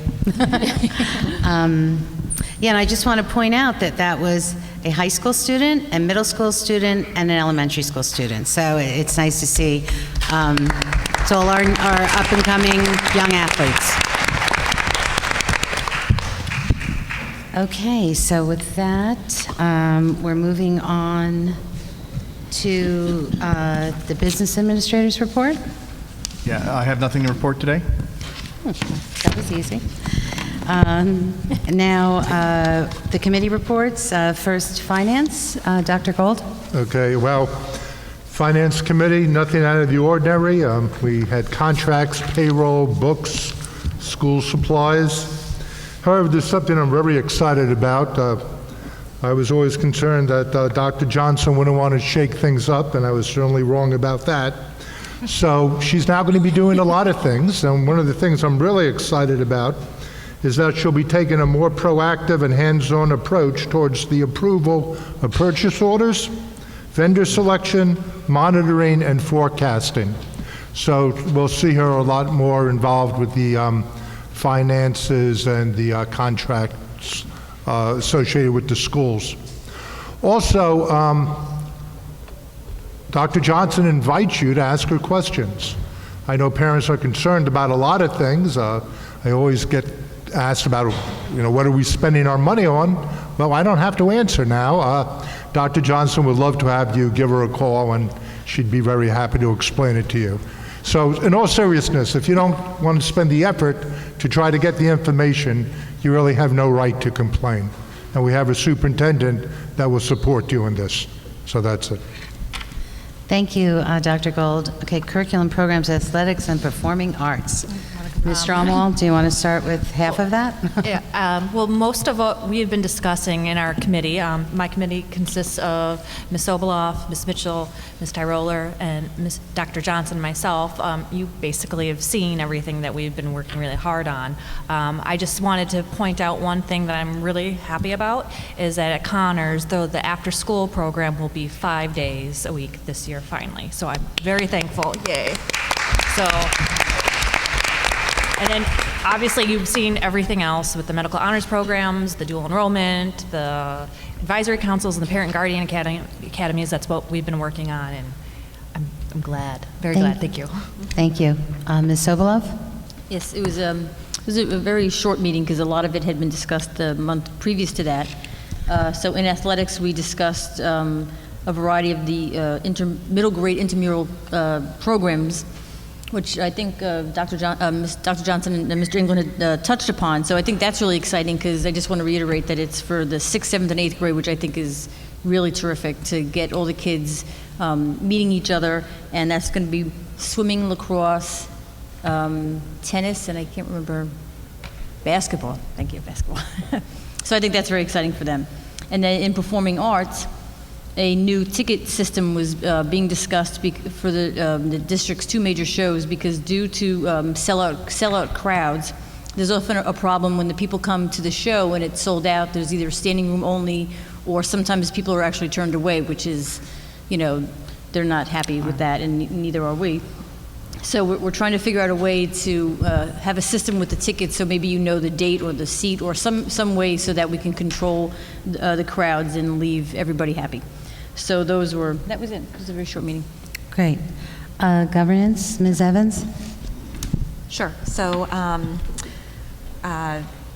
well, keep mine short too. We talked about, Dr. Johnson talked about a few of the things that we talked about as well. We did review all the agenda items on the agenda tonight and recommend all for approval. We did want to extend our thanks to the volunteer organization, Jersey Cares. This group offered workshops and completed several improvement projects at Wallace School last year, and now they're moving on to Connor School, where they'll be offering a nutrition workshop and a fit and fun workshop, and they'll also be painting some canvas murals to brighten the exterior of the school. So we're very grateful for that. We discussed personnel matters at the meeting, and we also discussed the school choice program briefly. The program is full, all 166 seats, and there is a waiting list in effect. And finally, we talked about 2 of the things Dr. Johnson talked about, the new staff orientation, and also the district-wide peer coaching program that is being implemented this year, and that assists and supports our non-tenured staff. And that concludes my report. Thank you. Mr. Biancamano, Facilities? Thank you. I'll try to keep mine short. The Facilities Committee met on Tuesday, September 1st from 8:55 to 9:40 in the Denver second floor conference room. In attendance were Jean Marie Mitchell, Sharon Angley, Ruth Tyrola, myself, Mr. Callaghan, Dr. Johnson. And I have to be a little careful how late I keep out Dr. Johnson, because unfortunately that was the night she fell and fractured her wrist. So we apologize for keeping you out so late that night. So we discussed many things, and again, I'll try to keep it short. The facilities requests tonight are pretty straightforward on the agenda. One item of note is the City Baptist Church will be using the high school here for services on Sunday. Unfortunately, their church closed down, and we're offering this, I believe, the auditorium for their services on Sunday, excuse me. Just a summer projects update. At the time of our Facilities Committee meeting last Tuesday, there was a lot of work to be done at Wallace School. Staircases were just being painted. 81 classrooms had been painted. It took a little longer than expected since it is our largest building, but kudos to Mr. Callaghan, who informed me tonight that everything was squared away by today's opening of school, and I want to thank Mr. Callaghan and his custodial staff for that. The Wallace Playground surface repair was discussed due to excessive heats, and as we know from today, there's a delay on completing this. The work needs to be done if the temperature is above 60 degrees, but it can't be, above 60 degrees, but let me just restate that, sorry. It has to be above 60 degrees, but it has to be below 90 degrees. So unfortunately, we've had these heat waves, and it's taking a little time to repair that surface. Really quickly, the brand facade project, the new bricks being put up are matching the old bricks. Most of the noisy work has been done. We wanted to try to get that complete by the time school began today. We are actually 3 or 4 days ahead of schedule there, and the project will be completed by early November. Ms. Evans touched upon the NJ Cares Connor School, the item on the agenda tonight regarding the nutrition workshop, and the canvas outside of the building. Mr. Fitzhugh actively searched them out, and I'm glad he did. The stadium replacement, field replacement discussion. There are some other options rather than using the capital reserve. We could also do a lease purchase. This will now be discussed at the Finance Committee level. The discussions are ongoing, as are other projects we might have to use the capital reserve money for, such as more educational issues, educational things such as high school labs, desks, and tables. And one quick note, overtime for custodians was discussed. It has been a bit above normal, according to Mr. Callaghan, but everything Everything has been budgeted for, but we will be looking at alternative ways of custodial work next summer. So that's all for this month. Thank you, Madam Chair. Thank you. Were there any ad hoc committee meetings to report on? Okay. So that comes to my report. Dr. Johnson, thank you again for the wonderful presentation. As a board trustee, I am proud, and as a parent, I'm very excited.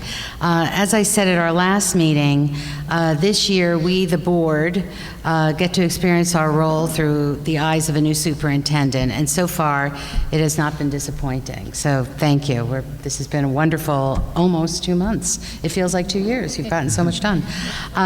There is another group of unsung heroes that I would like to mention, and that is our school building PTOs. You are also a very important part of the team, and you're very fundamental to building a strong school community. And I think we're really fortunate that we have strong PTOs in all our schools. And we thank you, and we look forward to hearing about the activities and things that are planning. The first of which is October 3rd. There's a big block party back here, I think, right? Or over there? Okay. So everybody should remember that date, October 3rd, to come by for the middle school, high school PTO's block party. The superintendent and I, we met with the city's principal planner, Caleb Stratton, and to talk about the rebuild by design and the possibility of that I talked about last time of our field possibly being a site for that work, and maybe to the benefit of us with getting new facilities for it. And it was a great meeting, and I think mostly also very exciting was that Dr. Johnson and Mr. Stranton also talked about possible experiential learning opportunities that we might work together to provide to our children. So I think that's really exciting, because we do have this award-winning project that's happening in the town, and it would be great if our kids could be involved and learn about what's happening, and it's all right in the lines of we want our kids to be good citizens and think about the earth, and it just would be really great. And he was very excited about facilitating those with the superintendent. And they have all the models, and they want to show our kids that. I think it's going to be great. And lastly, the Women in Leadership event, which Dr. Johnson mentioned, and I just would like to shout out for them one more time. The AAUW, the American Association for University Women, is sponsoring the event, and we have finalized the date. It's Thursday, November 19th. It's for our 7th through 12th grade girls and all 8th grade girls in Hoboken. So that's all the 8th grade girls from the charter schools and the parochial schools and the other private secular schools. So I've spoken to all their directors, and they're very excited about it. And we will also be extending invitations to professional women in the community, so that part of the event, beyond just the auditorium experience for the girls, we're going to have, we're inviting professional women from the community to also join to experience that, and to have a networking session following, which will be for the professional women and our high school seniors, girls, so that they have some experience with networking. It's going to be a great event. So if you are interested in coming, and I don't know you, and you're not on my email, and I'm sorry, women only, I apologize to the men, just go on the board. You can pick up my email, shoot me an email so that I can get your email address to add to the invitation when it goes out. So once again, welcome back, and I'm looking forward to a great year for our students, teachers, staff, and administration. So, okay, so now we will move on to board trustee comments and questions on reports. Ms. Angley? No, I have none. Mr. Biancamano? I'm good. Ms. Mitchell? No. Ms. Sobolov? No questions. With that, we will move on to the agenda portion. I see Mr. Moffett is walking to get the clipboards, and the gentlemen are rearranging. Okay. Speakers signed up for the agenda items only.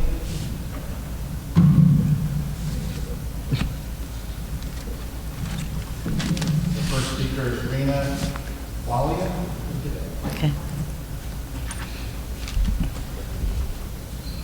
Okay, everybody be careful of that cord when you're coming up.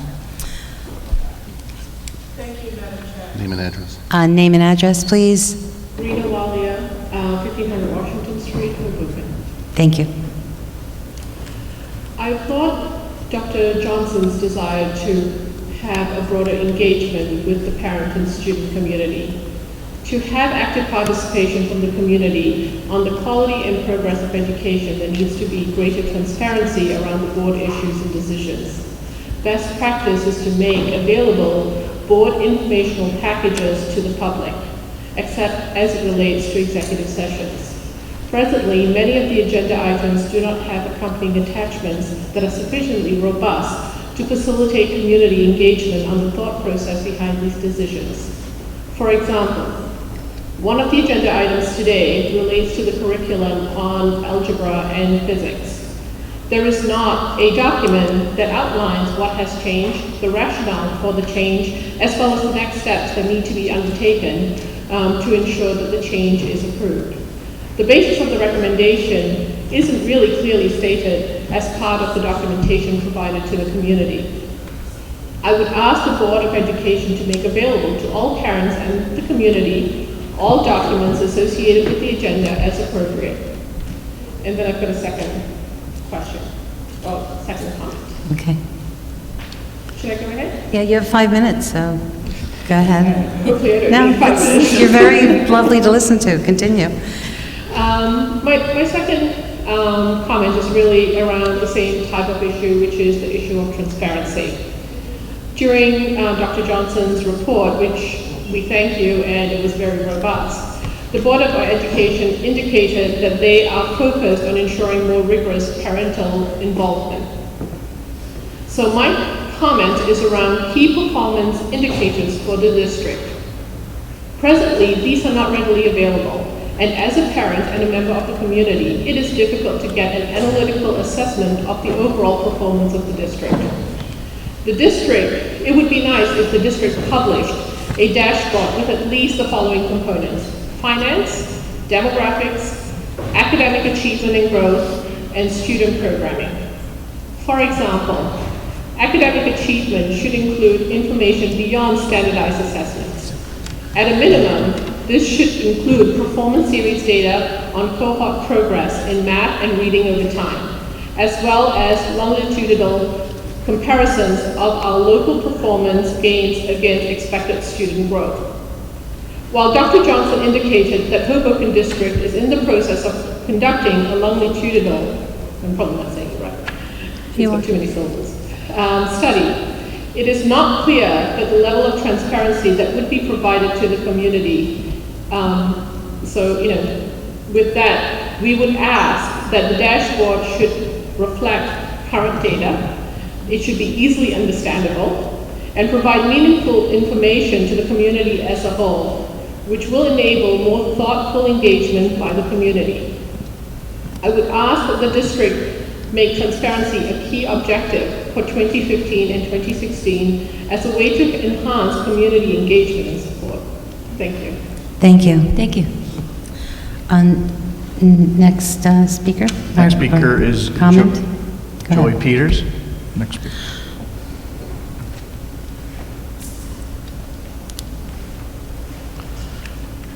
Thank you very much, Madam Chairman.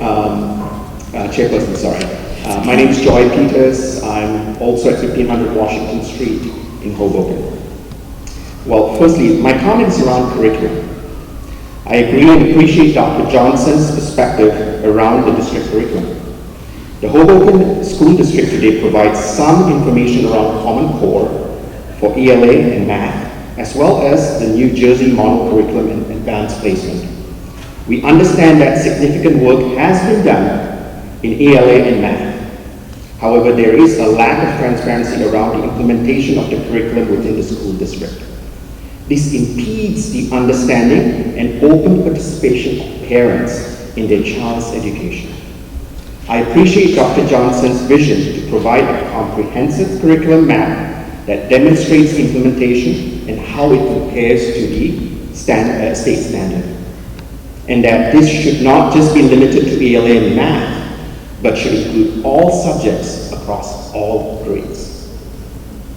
I would ask the district to conduct public workshops for the parents and community on updates to its curriculum, especially in the areas of ELA, math, and the sciences. Thank you. Thank you very much. Is that the... We have Jackie Dowd Prince, and that's the last speaker signed up for the agenda items. Hi, I really didn't have anything prepared to say. I owe 415 Newark Street, apartment 9G. I'm a parent of a very proud second grader today. He was thrilled to have advanced today. So I really wanted to come up and say thank you so much, Dr. Johnson. I really enjoyed your presentation, and I think the changes that you are making so far are really what we needed in terms of more communication, more transparency, those sort of things. So I just wanted to say thank you for that. I know sometimes it's easy not to say anything, but I know a lot of hard work is being done, so I wanted to acknowledge that. I also wanted to say that my husband is a college professor, and one of the things that he will tell anyone who will listen to him is to take the Princeton Review. He just thinks that makes a huge difference in SAT scores. So hopefully that program will be, well utilized. Also, he did do a dual enrollment sort of program. So he started college, I think, when he was 16. And again, he felt that was, really beneficial to kind of get a jump start. So I really like some of the programs that, you're talking about putting in here. And that was it. Thank you. Thank you. Thank you. Dr. Johnson, would you like to comment on any of these speakers? The only two comments that I would like to address are the comments regarding transparency. And I can't agree more with the fact that I think the parents and guardians in the district and the community as a whole will definitely see a range of progress indicators, a dashboard per se, maybe not necessarily in the format of a dashboard, but with a range of data indicators for parents to be able to look at and hopefully to involve kids in being able to look at that as well. So there will be much more comprehensive approach to putting that out there. In terms of curriculum, we will absolutely be including curriculum presentations in the Parent and Guardian Academy program, that's for sure. And in terms of the documents themselves, we will look for a mechanism to make it a little bit easier for parents to access. So in addition to the curriculum maps, but the rationale behind why we're making the changes that we're making, if it's our choice, if it's standards driven, et cetera, and make directions a little bit more clear as how parents can actually access those documents. They are available, but it may be that next step of how to be able to make them more accessible to people. Okay? You're welcome. Ms. Angley?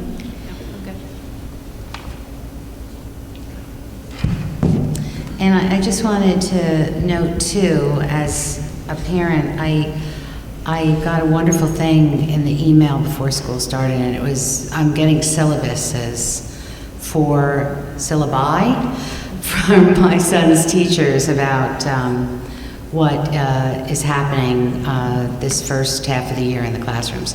So I think that there are practices that are been put in place in the buildings at an administrative level to our wonderful faculty, and one of them is that type of communication. So I think many things are going to be addressed, but I also want to remind everyone that Dr. Johnson loves and has been really interested in meeting with people from our community for their input, and that door is always open, right? Absolutely. That's great. Okay, so now we are moving on to, does anyone need to pull any items for separate vote, or are there any questions by board members on agenda items? I have one item, and I need your help. Which one is the lacrosse team on? Which item is lacrosse?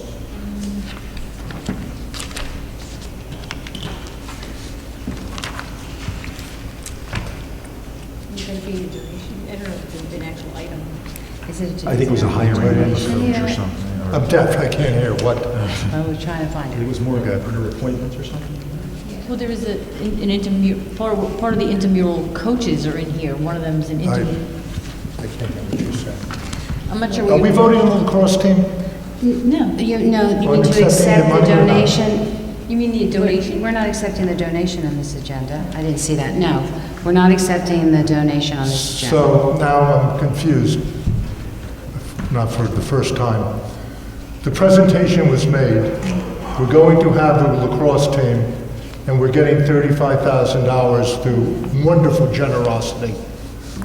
Vito, where does this show up from the board? I don't think the issue is whether or not it's going to be presented to the board. I think the issue is whether or not it's on the agenda this evening, which currently it's not. Okay, so we're not voting on it. No, you're not voting on it tonight, but if your question is that donation required to be submitted to the board for approval, the answer to that is yes, it's just not submitted this evening. Okay, that's all I was asking, because I didn't see it, and there are financial. Okay, might as well talk about it now. It's the first, again, I mean, this generosity is incredible. We're being given the money for the first year, right? If we want it the second year, the board's paying for it, right? Correct. Okay, I just thought maybe it would come before the finance committee. But, okay, It won't be 35,000 a second. all right.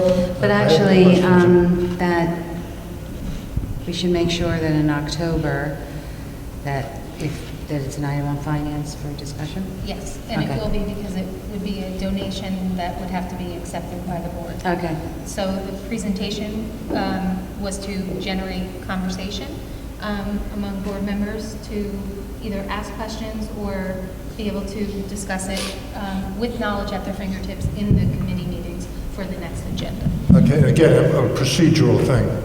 Since we have a committee system, we really can't discuss things in the whole board unless it's in this kind of setting, which, you know, I'm not sure is the best way to do it. So I guess I'm kind of at a loss. How does something get discussed between the whole board? It has to be out in the open, right? Yeah, okay, no, I just want to... I mean, it could be. So if I'm concerned about paying the second year, Yes. this is where it The time has to- to take place. Yes. Rudy, can I just mention something about that? No, I really let can't Dr. now. Gold finish. Yes, if this is where you have this is the best place to do it. Okay, and I'm not saying I'm against it, but it's the first Yeah, no, time it's a I had it legitimate- made aware to me. No, you have this. Address it right now? It's the Okay, presentation. good. Okay, perfect. So, Review this. Madam, And then we talk about it. Okay. Okay, so, I have a follow-up on this, Madam Chair, okay, if I let me may. finish over there, please. Ms. Strongwell? Evan? Mr. Copwell? I understand we have some follow-up on this Yeah, side. on the lacrosse team. and- Mr. Biancamano? Yeah, and Mr. Gagliardi, if I can get an answer to this, because it's not on tonight's agenda, but since it was brought up, just let me know. And Dr. Johnson, so we're discussing a lacrosse team, and we're discussing a grant that's coming to us for $35,000, extremely appreciated. My concern is, if we don't get the number of students who want to participate in this, what would happen to the grant moving forward? And obviously, that'll give us a prelude of if we're going to bring this back for a second year, correct? So, Well, Dr. Johnson? I'll answer the procedural question, and I'll refer to the superintendent for the substantive question. Okay. So it's naturally unusual that we would have, you know, an administrator, members of the public, and students make a presentation at the committee level. So what you had was a presentation made to the board level but the matter is being referred to the committee. So Oh, I see. you would expect, as with anything else, that the committee will consider the offer and the short and long-term financial commitments that would be vetted at the committee and would be part of a committee report and likely an action item before the board at the October meeting. The offer will not be, as the law requires, will not be accepted unless and until the board approves it at a public session, which I imagine will take place at the October board meeting. And since we want to follow procedure here, if that could be a question for whatever committee it's going to land in, whether it's finance or athletics, about if students not participating. Again, I guess it would go before, and I mean, I gotta say, so nobody's reading the tea leaves, I really like this lacrosse idea, but I just wanted to be very clear that the board has a decision to make with it, and that's all I'm saying. Ms. Soloff? Wait, Jean Marie? Were you looking? Okay, I'm sorry. Ms. Sobolov? Those questions came up at the meeting. Those were some of the questions that I had. So we have this grant here for the first year, very generous $35,000 grant. And so that's why I was concerned about that too. So what happens in year 2? Right? So part of the answer to that is it's not $35,000 moving forward, because the $35,000, if you look at the proposal, is for all the equipment. I think it includes a lot of the equipment to the elementary schools, a lot of the equipment for the middle school program, and also the high school, the uniforms, all these kinds of things. Going forward, you wouldn't have a lot of those costs. Maybe some replacement pieces, some replacement uniforms, some replacement equipment, and possibly the coach, although a lot of the coaches were volunteer. So we would need to make a decision based on the activity for the first year, but it would not be the same level of funding for the years going forward, not by much. And again, I appreciate the answer about the subsequent years. And again, my first question was, and if you want to speak about this at committee level, that's fine, and get back to me before the next meeting. If we don't have enough interest in the students participating this year, do we have to return the grant back, or could we say to the students, you know what, we'll try to bring this back, will they give us the grant again next year, if next year would be the first program, the first year of the program? But you could discuss this at committee level. Dr. Johnson, do you want to? I could take a stab. I think that they're paying for the things that come with the team. Mm-hmm. So the money that's expended is from that grant. If they don't get their participation, a lot of the money that's in this grant is also not just for the team, but it's for the elementary school thing. So those things will be used, and that's the money coming out of their money. Okay, so it can always be used for the future in terms of equipment and things like that. Okay. I guess, yes, that can certainly be ongoing discussions as the school year begins and the interest is noted. Okay, thank you. I had one more question on the agenda. I don't know if we were still Sure. on agenda items. Dr. Johnson, 9.16, the approval of the Piano School of New York City coming to Calabro.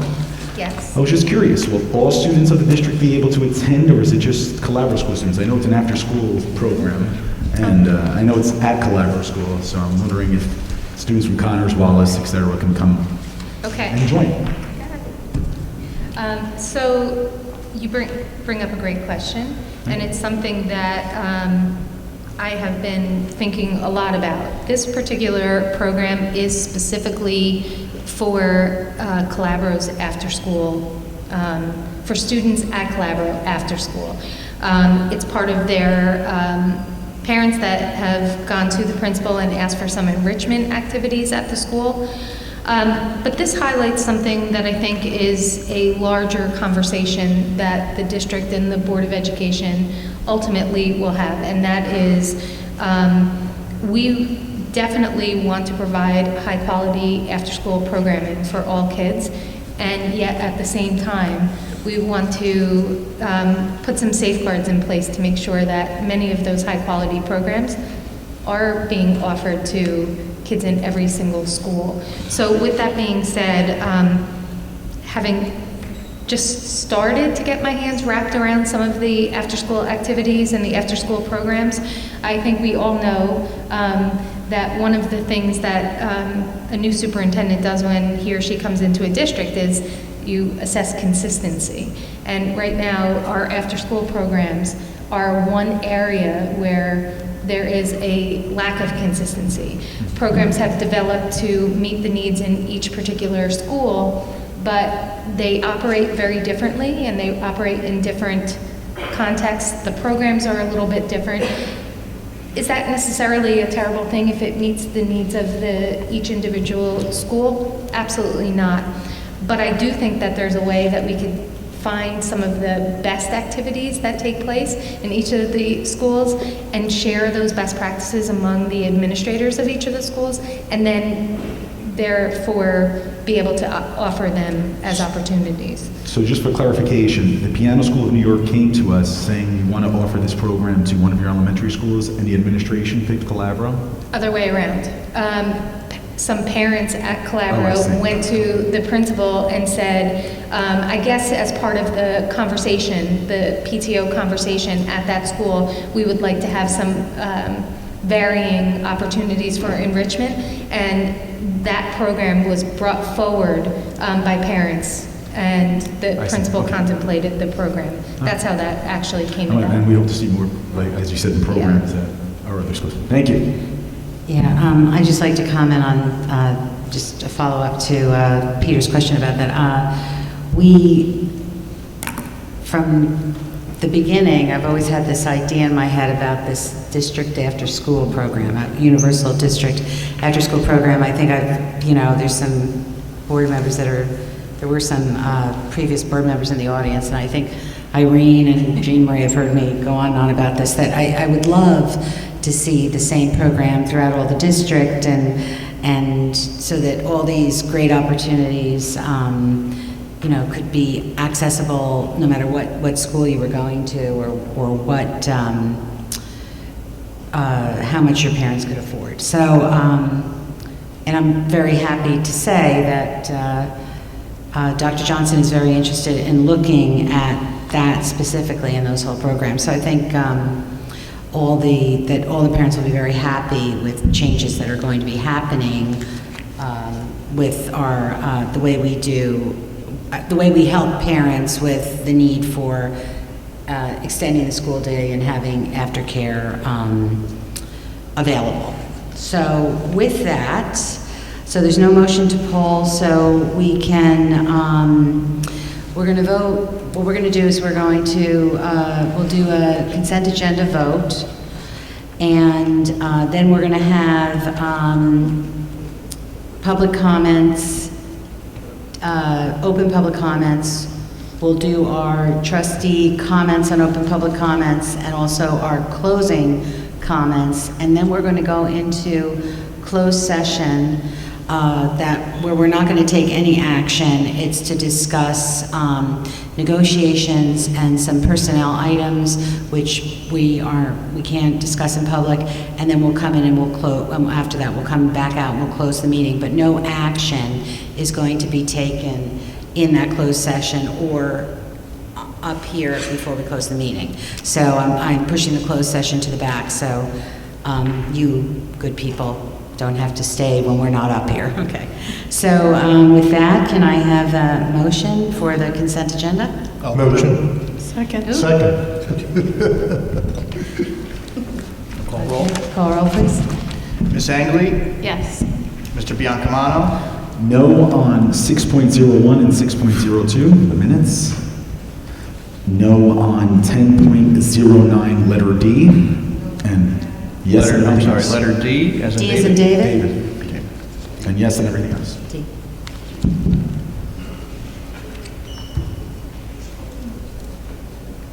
Ms. Evans? Yes. Dr. Gold? Yes. Mr. Kluffeld? Yes. Ms. Mitchell? Yes. Ms. Sobola? Yes, but abstain on 9.03.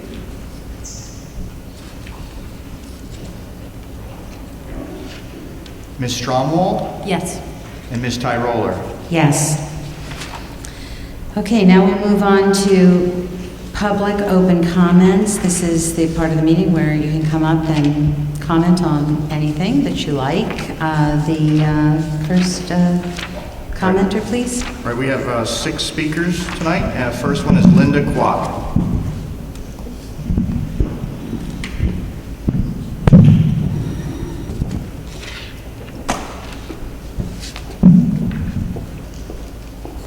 Hi, Linda Clark, 1125 Maxwell Lane, Hoboken, New Jersey. Thank you so much Board of Trustees for having me tonight, and thank you, Dr. Johnson. That presentation was very informative. It was very robust, well prepared.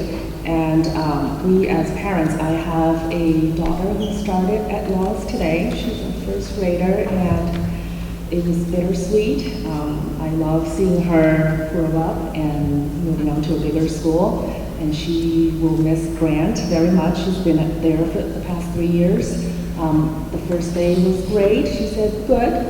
So I have to talk to her more tomorrow about exactly what happened today. And my son is at Grant in pre-K 4. This is his second year in school. It was a much better day than last year's first day.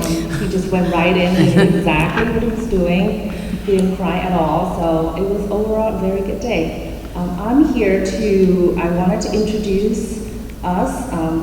In about a year ago, maybe early this year, a few parents in Hoboken, we kind of came up with this idea together for different reasons, but we thought we're a bunch of parents who are very committed to the public schools. We want to be able to stay in town, and we are interested in how we can help the district. So through various reasons, we all came together and we decided that to start a foundation. It will, once it's approved, it will be a 501c3 organization. It's a nonprofit foundation that is to serve the entire district, K to 12. The idea, after some research, we found out it was quite common in a lot of the towns in New Jersey and throughout the country to have a private foundation to raise money and be able to fund things that are beyond the district budget. I think the budget has been a challenge for a lot of the towns in New Jersey and probably the whole country. So a lot of these foundations, many of them in New Jersey started actually in the 90s. And then through our research, we also found out that many of the other schools in town already have an affiliate 501c3 organization that can do these large-scale fundraisers, then to put that money back into the schools. Almost all the private schools and the charter schools have one. And the only one that doesn't have one is the Hoboken District Public Schools. So I'm very happy to announce we finally have become official. We have done the incorporation process, and we're in the process of applying for the nonprofit status with the IRS. That's all ongoing. We had to get pro bono legal support for the foundation, which we have secured through one of the district parents. And I just would like to read, and we worked really hard on creating a set of bylaws and develop a mission and our objectives. And I'd like to read that here now, just so that the board is aware and and the public can hear. Our mission, the mission of the Hoboken Public Education Foundation, is to support the Hoboken Public Schools by elevating and enhancing the public education experience. And our objectives are, and some of these are, I think these are mostly long-term objectives that apply to, can apply for many years to come. Our number one is to focus on the curriculum and the programming of the school, but it says to strengthen and enrich the Hoboken Public District School experience by supporting the development and promotion of innovative and meaningful programs. Our number two objective is to provide financial assistance for the improvement of facilities, grounds, and equipment, and that's beyond what the budget covers, the basics and essentials. Number three is to generate a spirit of local enthusiasm and support for the individual schools and district as a whole. So I think this is, as some of the people have mentioned earlier in their presentations, I think the school has a lot of good pieces together already, but we want the public to know that. We want the public to know, to have a sense of pride. I think that word has also been mentioned in our public school district in the various great things that we're doing. For example, the student athlete programs. We want to make sure that people know that and are aware of that, and they want to stay in town, and they want to send their kids to the public schools throughout high school. So that is definitely one of our objectives. Also to provide a vehicle to facilitate, number 4 is to provide a vehicle to facilitate tax deductible contributions for the benefit of the Hoboken Public Schools. I think that's a place where a lot of the parents would be interested to help, because we're getting a great public education here, and parents would like to know how they can help. Well, becoming a 501c3 status allows a lot of the businesses and the parents to make tax deductible contributions. So it would allow us to do larger scale fundraisers for the school district. And the last one is to encourage the involvement of the parents and other local citizens and businesses in the community in preserving and constantly improving the quality of the Hoboken public school education. I think the key here is to build the community. Allows us to work with the local businesses, with the parents and the school district, because by improving the quality of the public education, we improve the quality of our citizens essentially, and it's good for society in general. So we're not just looking to raise money from school parents. Any parent can make a contribution if they want to elevate public education. Any business can make a contribution to help us, do things in the community. So those are our objectives. If this is a journey, we are in our infancy right now. There's a lot of work that still needs to be done, and we're looking for anybody in the community who has any expertise or who would like to make a contribution or just volunteer your time, please get in touch with us. We have a Facebook page. If you just search for Hoboken Public Education Foundation, you'll find us there. We have an email address. It's hobokenpef@gmail.com. If you'd like to help, please feel free to send us an email. Find any of us. 2 of my colleagues here are in the audience as well. I'd like to thank Jackie Dowd and Melissa Shepard for so much work we have put in already, and we're looking forward to, I think Hoboken schools is in a very interesting time and in a good time right now. I see all these opportunities that are presented to us, and I do think it's a great opportunity to be in Hoboken Public Schools right now. I can't wait to see all the wonderful things that will happen in the next few years. Thank you. Thank you so much. Next speaker. Next speaker is Suzanne Schiavelli.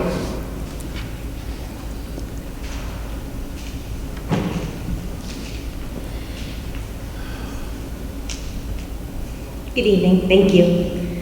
I just want to say, Suzanne Schiavelli, 808 Park Avenue, Hoboken, New Jersey. Just wanted to say that as a parent, I'm extremely excited for this year. So many positive things going on, so many levels.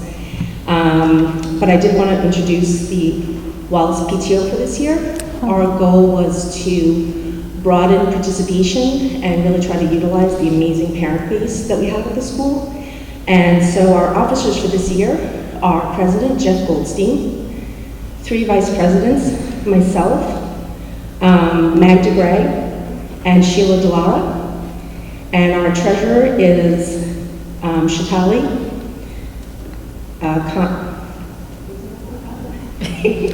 Kana, and Lauren Nessa is our fundraising chair. And we also have Sophie Gellin, who has done an amazing job for the last 3 years running our enrichment program. So she is our enrichment chair, so if you have any questions on the enrichment program, I'm sure she'd be happy to answer them. But anyway, we just wanted to say that we're very excited about this year, and we have a lot of really great events planned and are trying to get many more parents participating in ways that they're comfortable with. Not everyone can make an 8:30 meeting or a 7 p.m. meeting, but we have so many parents with skills that, and who want to help that we're trying to reach. And our first event on the calendar is on Friday, the 18th. We're having our block party, welcome back to school block party at Wallace from 6 to 8 p.m. And so hopefully that'll be a really super fun event. And our first meeting is next Tuesday, at 8:30 a.m. after drop-off, and we'll have a second meeting at 7 p.m., and then going forward, we'll see what time works best for parents. But anyway, I just want to introduce everybody and say thank you, and looking forward to this year. Thanks. Thank you. Next speaker is Brian Murray.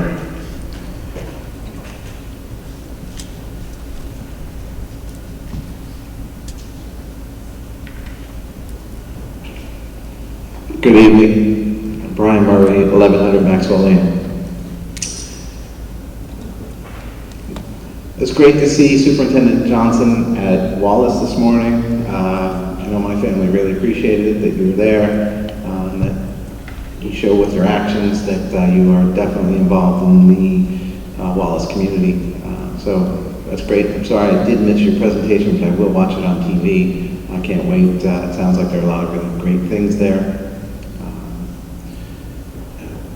One thing that came up here tonight that concerned me was regarding the Wallace Playground.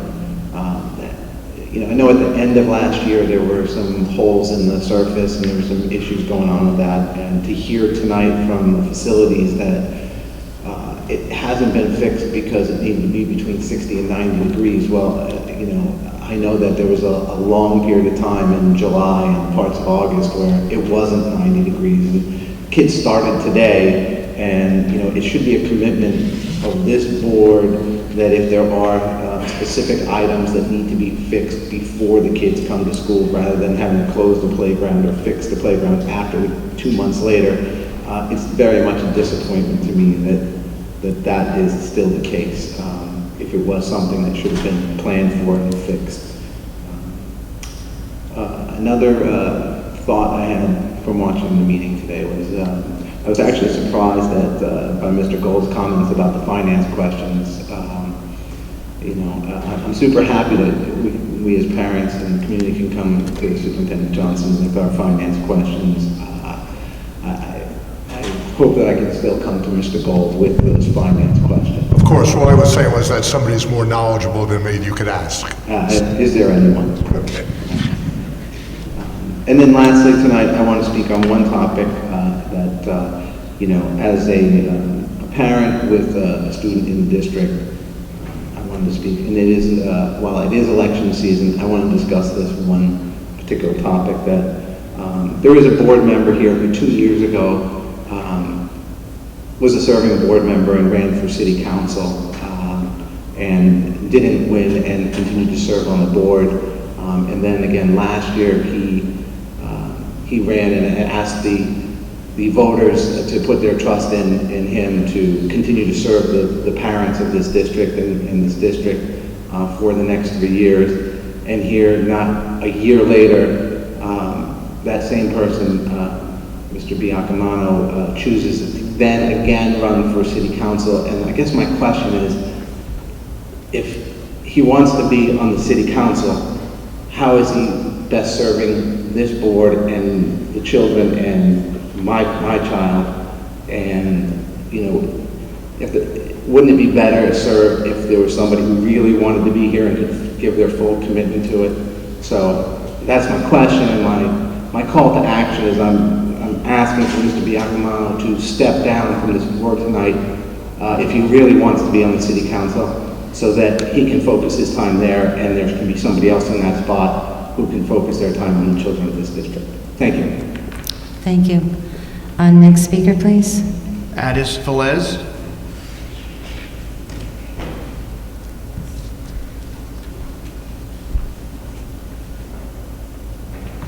Hi, good evening. Addis Velez, 13 Top Bloomfield Street, apartment 2D. I have been a resident of Hoboken for over 14 years, and throughout the years I've learned to love this community, love the restaurants, love everything about it. I am a proud mother of 3 children, 2 who attend high school, a 10th grader and 9th grader, and my son who's in 2nd grade at Wallace. I'm a true believer of public schools. I'm a product of public schools, and so are my children. I want to take this opportunity to truly say that I'm extremely proud of the work Dr. Johnson, what you're doing. Your desire for the district is greatly appreciated. You're showing that you're willing to put all the work. And as a parent, I thank you for that. You sent a communication to all the parents, and you indicated all the everything that you presented in your presentation today. I was extremely excited. Excited for the athletic department websites having mobile apps that we don't have, and incorporating social media more into the schools, because our students, my kids, for like I said, 10th and 9th graders are very involved in social media, so incorporating that is wonderful. I was definitely very, it struck me the most that you have a commitment, and you said that we as parents will be receiving weekly communications from principals as well as about the district, and that's new. I like the commitment. And lastly, I want to say that I believe that a great superintendent has a clear vision, is an effective communicator, an effective listener, and most of all, is not afraid to take risks and commit to the community like you're doing. So I'm really thankful for that. And I want to ask the board members to support our superintendent. She loves the district, and we as parents love her. Support her. Thank you. I actually think that deserves a round of applause. And I think we're all committed to supporting Dr. Johnson. Next.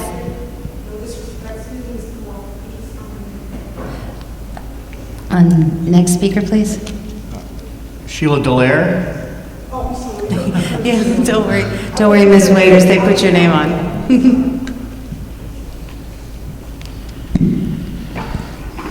Good evening. Sheila Dallaire, 1000 Hudson Street.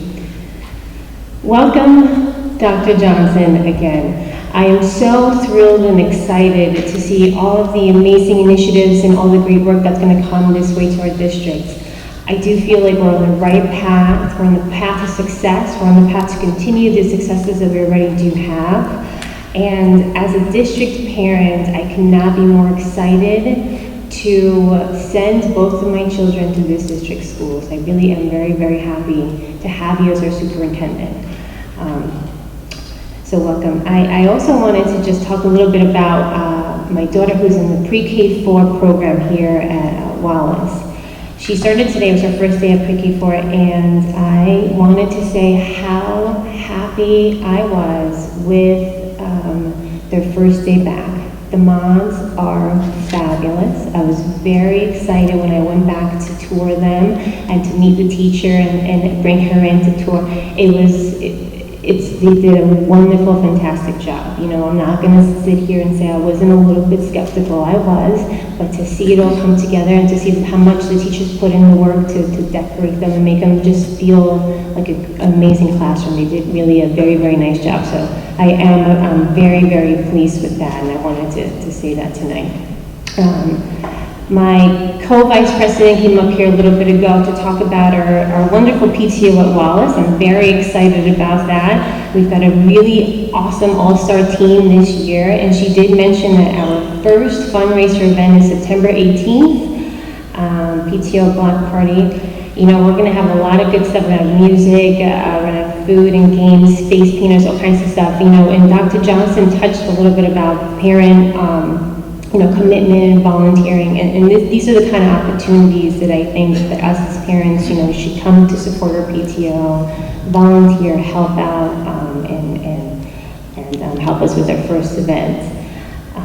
And lastly, in behalf of the ABA parent community, I wanted to welcome back Mr. Mark Matone, because today was his first day back after his long sabbatical. We missed him. I don't know if he's still here.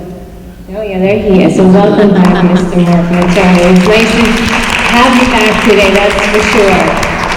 So again, just to reiterate what everybody's been saying, I'm really excited to have you as our new superintendent. I believe in you, I trust in you, and I think you're going to do really good work in our district. Thank you. Thank you. And thank you for yet again embarrassing Mr. Matone. Next speaker, please. Deborah Velosi. Oh, there she is. Hi, everyone. Hello. I know we did this before, and I just wanted to say stuff. So name and address first. I'm sorry. That's okay. Deborah Velosi, 412 Jefferson Street, Hoboken. Thank you. Okay, thank you so much. I have so much to say, and now I'm going to be like tongue-tied because I'm freezing. But anyway, let me start over. I am a proud parent of 2 high schoolers who are doing great in the school system, both of them since pre-K 3 all the way up to now. My daughter's a freshman this year, and my son is graduating this year, and so I'm like happy, sad, and a bag of mixed emotions. But what a great way to start the morning off with I'm also on the PTO, Vice President of Fundraising. Wonderful Sarah, our president, had made 200 cookies to give out to all the new incoming students for 7th and 8th grade. When my daughter came back here and came for the first time in 7th grade, I was so nervous, thinking, oh my God, they were the newbies. But after, the first couple of weeks, they were like right in, fit in as if they were part of the building, and plus our big brother was here. But long story short, I just had an exciting morning with them, and then to end this night with this beautiful presentation and all the wonderful stuff, I want to go back to high school. I graduated in 82, but I want to sign up again and start all over. I have a son who is looking into pre-med. He wants to be an anesthesiologist. He went to see Johns Hopkins this summer. I need to get back to full-time work yesterday. So, with that said, I hope he takes, and I know he will take advantage of every single program. He was part of the Stevens Institute SAT, pre-SAT study, and he loved it, and they had great awards up there. This school and the whole school district, since they started up until this point, I have nothing but wonderful things to say. I'm so excited about everything coming. The sports, the teachers are great, the administration is great. Being on our PTO that we just started up, Sarah started last February. Was it February? But anyway, we're doing wonderful things. We're also having our 9th grade, well no, it's our first block party as well, October 3rd. That will be for the graduating class of my daughter's year 2019, will that be? So let me just worry about our grade of graduating first. There's too many things going on, but I just want to say I'm so excited. I can't wait for this year. All great things are going to happen. And I just had 2 little asides, nothing to do with all that great stuff.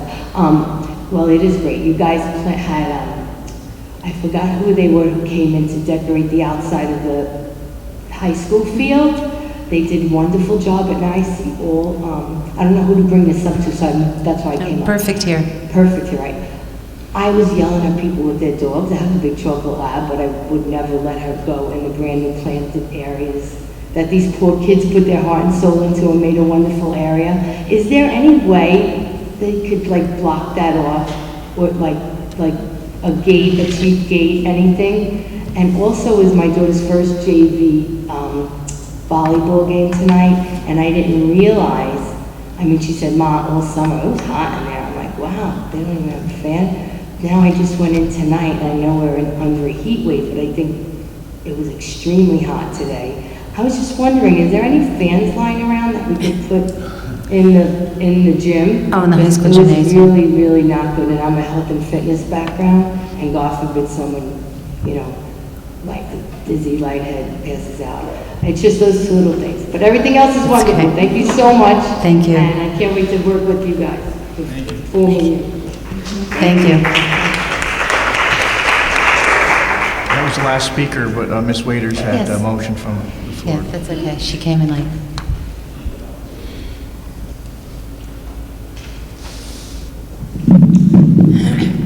Thank you, Mr. Morgan. Unfortunately, I came in the middle of her presentation, and I didn't want to walk up and just sign.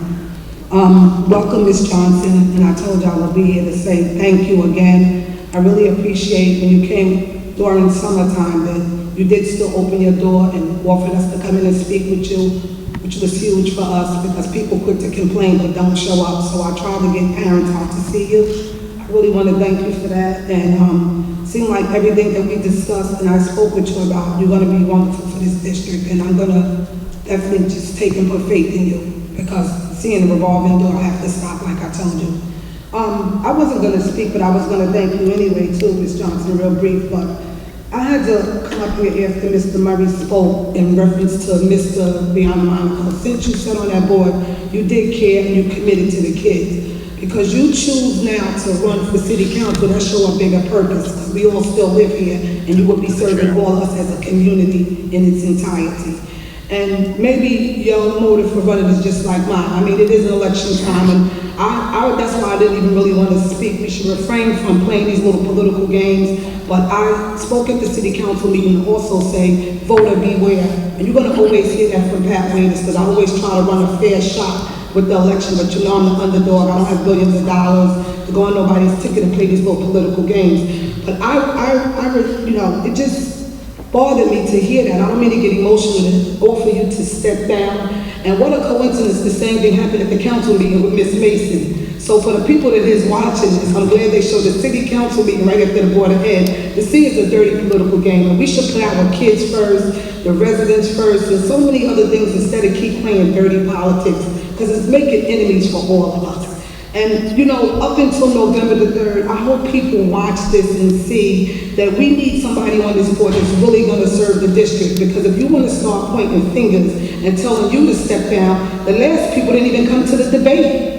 They didn't even show up at the debate. Mr. Murray was upset about that. He was a candidate. So be careful when you come up here to try to slander somebody and talk about the elections and mudsling. This ain't the place for it. This is the Board of Ed. Let's show Ms. Johnson that we do have integrity in class.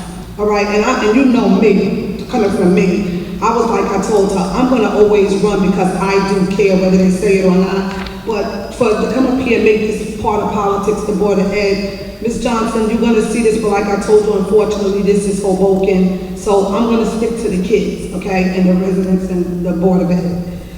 With that being said, I just want to say one thing about the piano. When you said for Calabro only, I stood up here when my son was in Wallace at the time, and these enrichment programs is like kind of pricey for us too, and the last speaker spoke too, talked about fundraising and stuff like that. I think it would be a good idea, since they're so successful in Wallace and Calabro, other PTOs, to reach out to Connors and Mr. Patrick Fitzhugh and other areas like that and other public schools, and maybe show some initiative and show them their ideas, so maybe the parents will come out and we all can enjoy enrichment programs as a public school is in its entirety, instead of keep standing up here saying we are a public school, but then when you look on the outside and you hear only Connors, only Calabro, only Wallace. That's like a segregated effect. That's where Dr. Toback was going with that when he was misinterpreted. It will seem like it's segregation when you only say the word only. We are a public school district. We're not private. Thank God we do have mothers that's fortunate to say, hey, I have a professor that lives in New York that will teach piano,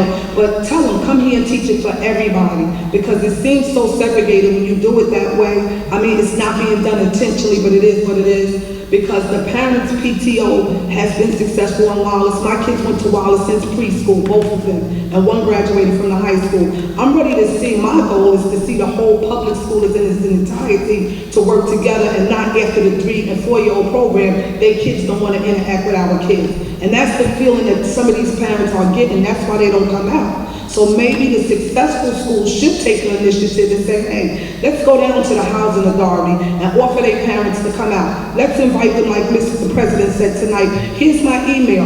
I'll send out an invitation. Share like that, and offer them to come out, and maybe we will get like a nice turnout. And with that being said, thank you, and thanks again, and welcome aboard. Thank you. Okay, so that was the last public That's correct. speaker? That was the last one. Okay, so what we're going to do now is does any superintendent or board member want to make a comment on the 7 public comments? Mr. Yes. Biancamano? Thank you so much, Madam Chair. I first want to thank all the PTO members here tonight. I know that you've been working hard in your individual schools, and it's so great to have organizations that are strong. So I want to thank you for your time. Speaking of politics, it is political season in town, and I made it clear every time I've run for an office in this town, and I've won more than I've lost, that I wasn't going to use this forum to discuss anything else but education for our students, and I'm going to continue doing that out of respect for my fellow board members and out of respect for Dr. Johnson's. And I'm especially not going to respond from somebody who's part of a campaign that's against me in my council race. Lastly, I just want to discuss something that same member of the public said regarding the Wallace Playground. I believe, Dr. Johnson, if I'm not mistaken, we were waiting for the capital improvement funds from this year to come through so we could start rehabilitating that playground, correct? I would have to, Mr. Mata, can you help me with that question, please? Sure. The funds that were utilized to refurbish or repair the playground at Wallace are from our operating budget. So From our operating budget. Yeah. And that funding just came through. It's not like we had it in the beginning of June where, the temperature might have been a little better to rehabilitate that playground, correct? No, we've been working to schedule it after Right. we made the decision on which manufacturer to utilize or vendor to utilize. We then were busy to get that scheduled over the summer, which we did. Again, we would have loved to have it sooner, but unfortunately schedules work out that they either look for certain weather conditions Right. or they just have to schedule it. And unfortunately or fortunately, at least they are coming in, and that is a very positive thing. We want to get it repaired as soon as possible. Exactly. That, So unfortunately, we had a heat wave right in the beginning of when it was to begin work on it. And I think it's But- important to note to the parents that the way when they do this, they start it on Friday night, so it's done over the weekend. So it's not like we have to rope off the playground during a school day, which is good. Absolutely. They can do the work. Isn't that what we That's discussed in the exactly meeting? what we- So I just yep. wanted to, not to interrupt, but Absolutely. I wanted to add that. No, that's fine. All right, thank you. Okay, any? No, I would just like to thank the parents, and it's wonderful to hear the enthusiasm resonating back. I was a parent also of a high schooler who just recently graduated, and I'm just so happy to hear the positive attitude of many of the parents, and that you're sharing it with our board. Thank you. Ms. Sobolov? Yeah. Hey, it is election season, so interesting comments. Things happen. It's probably one of the first times that Mr. Murray and I agree on something. It's just my personal opinion. To be up here in this position, to me, is a very sacred duty, and I feel like your focus should be here, but that's neither here nor there.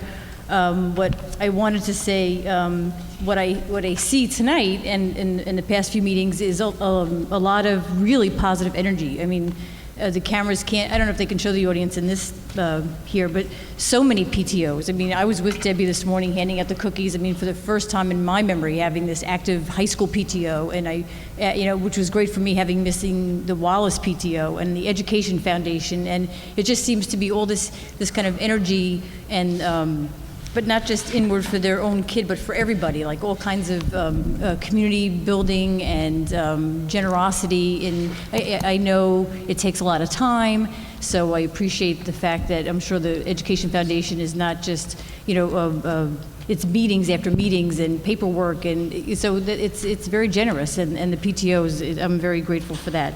So I just wanted to say thanks for coming out. I know it's a long day, especially first day of school when the kids are little, so thanks for coming out. From this side, any comments on public comment?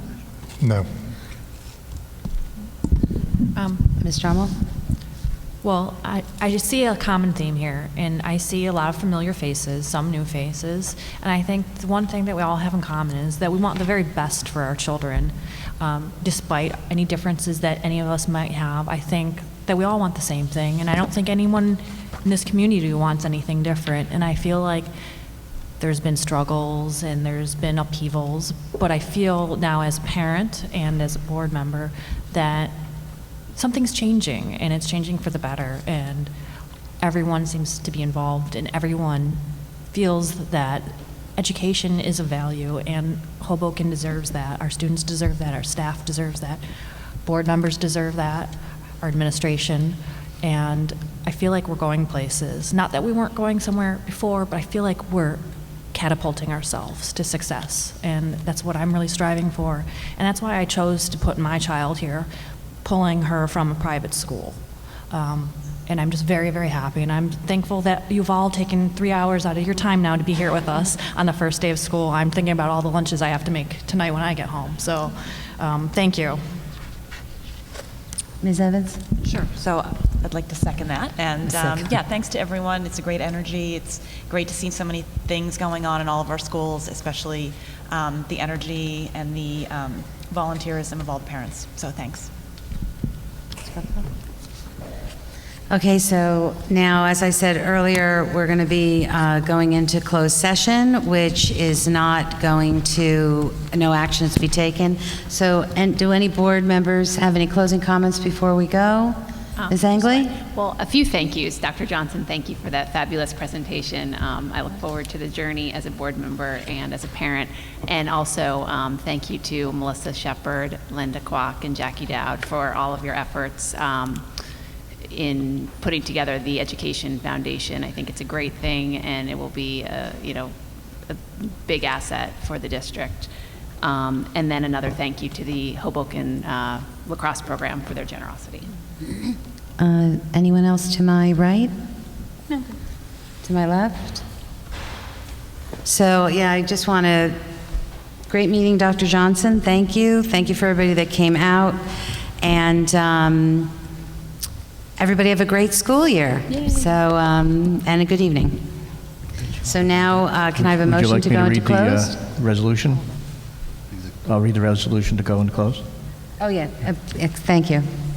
There was my blip. Whereas the of evening. Hoboken Board of Education seeks to adjourn to executive session in full compliance with the Open Publics Meeting Act, whereas the Open Publics Meeting Act provides that a public body may exclude the public from that portion of the meeting at which it discusses matters pertaining to personnel negotiations and/or litigation. Now, be it resolved that the Hoboken Board of Education adjourns to executive session to discuss matters of negotiation, personnel, and other matters that would be covered by, related matters that would be covered by attorney-client privilege. Be it further resolved that the minutes of the discussion of any of these items will be disclosed to the public when matters have been determined and confidentiality is no longer required. Action may not be, is not going to be taken by the Board of Education, and the estimated time for executive session would be approximately 20 minutes. Again, no action would be taken. Call the motion? Move it. Second. Second. Irene. Irene. Consent? Yeah. What? Do we have to vote on this? Yeah, we vote on Just it. Ms. Angley? Yes. Mr. Biancamano? Aye. Ms. Evans? Yes. Dr. Gold? Yeah. Mr. Kluffeld? Yes. Ms. Mitchell? Yes. Ms. Sobolov? Yes. Ms. Tromwell? Yes. And Ms. Tyroller? Yes. Okay, thank you, everyone. As I said, we're not going to have any more action, so.